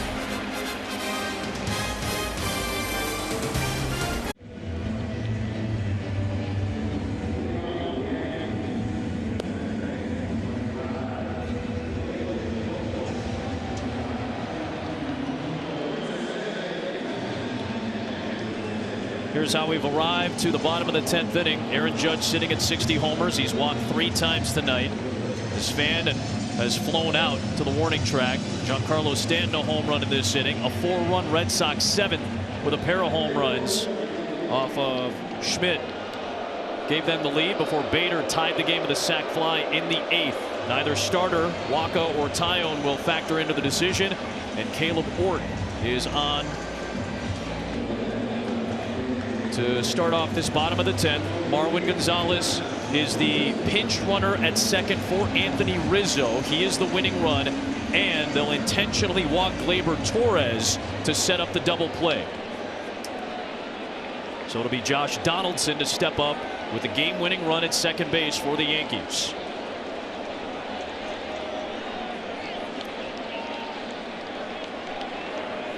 And he goes after the first offering.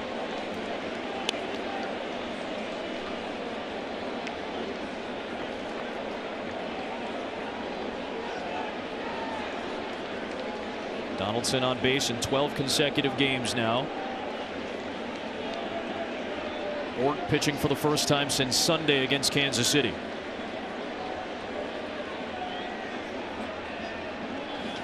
Bouncing ball left side, that is past Devers. Here comes Gonzalez. The throw from Pham, and the Yankees walk it off.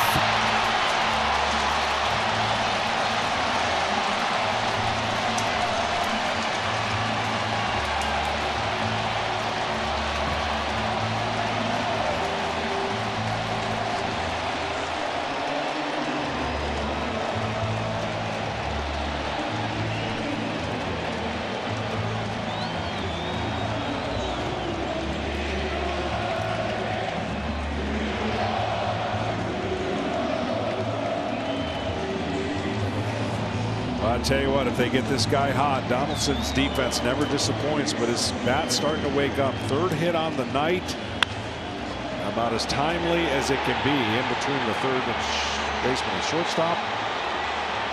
Yankees fans came to see a home run, but they sure did want to see a win. And that will send the New York Yankees to the playoffs officially. For the 24th time in the last 28 years, the Yankees have clinched a spot in the postseason. And Josh Donaldson, in a season of walk-offs, adds another to the Yankee resume in 2022.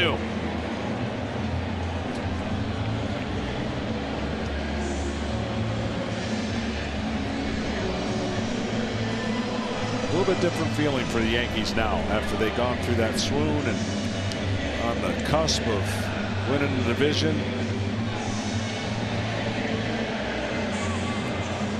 The Yankees will play in the postseason yet again. Let's go down to the field and join our Ken Rosenthal. Josh, you've had a lot of big hits in your career. This one clinches a postseason spot. What was going through your mind there? I mean, he throws really hard. Just trying to get the bat to it. I took a chance for the first one, maybe trying to drive something. Second one, I was like, hey, I need to, find the barrel right here, see what happens. And luckily, I got a knock. All right, 9th inning, ball off the bat. Aaron Judge, what did you think? Well, 113 miles an hour at 35. That should be a homer in a lot of parts. But, tonight it's a little cool. Maybe it wasn't made for tonight. Maybe it's another night. 35-degree launch angle. Also, it's a cool night. Do you think the ball's traveling differently? I mean, tonight, I thought that ball was gone. So, I don't know. We'll see. Finally, what has it been like, Josh, playing in this atmosphere, the crowd hanging on every pitch to Aaron Judge? Yeah, it's tough. Opposing pitcher, Judge is up there. This place is packed out. It is complete dead silent. We just kept talking about it in the dugout, like, I can't believe how quiet this place is right now. And, it's electric. Josh, congratulations. Thank you. Appreciate it. Back to you, Adam. Ken, thank you so much. 6th consecutive season that the Yankees are headed to the playoffs. Josh Donaldson's walk-off clinches a spot for October for the Yankees in a 5-4 win over their rival Red Sox on a night where everyone was expecting and hoping to see Aaron Judge make some history. That will wait for another night. But the Yankees have locked up a postseason spot in a thrilling win over Boston 5-4. For John Smoltz, Ken Rosenthal, the wonderful women and men of our crew, Adam Amin saying good night from New York. Chris Myers, Frank Thomas, and Dontrell Willis have post-game coverage after these messages.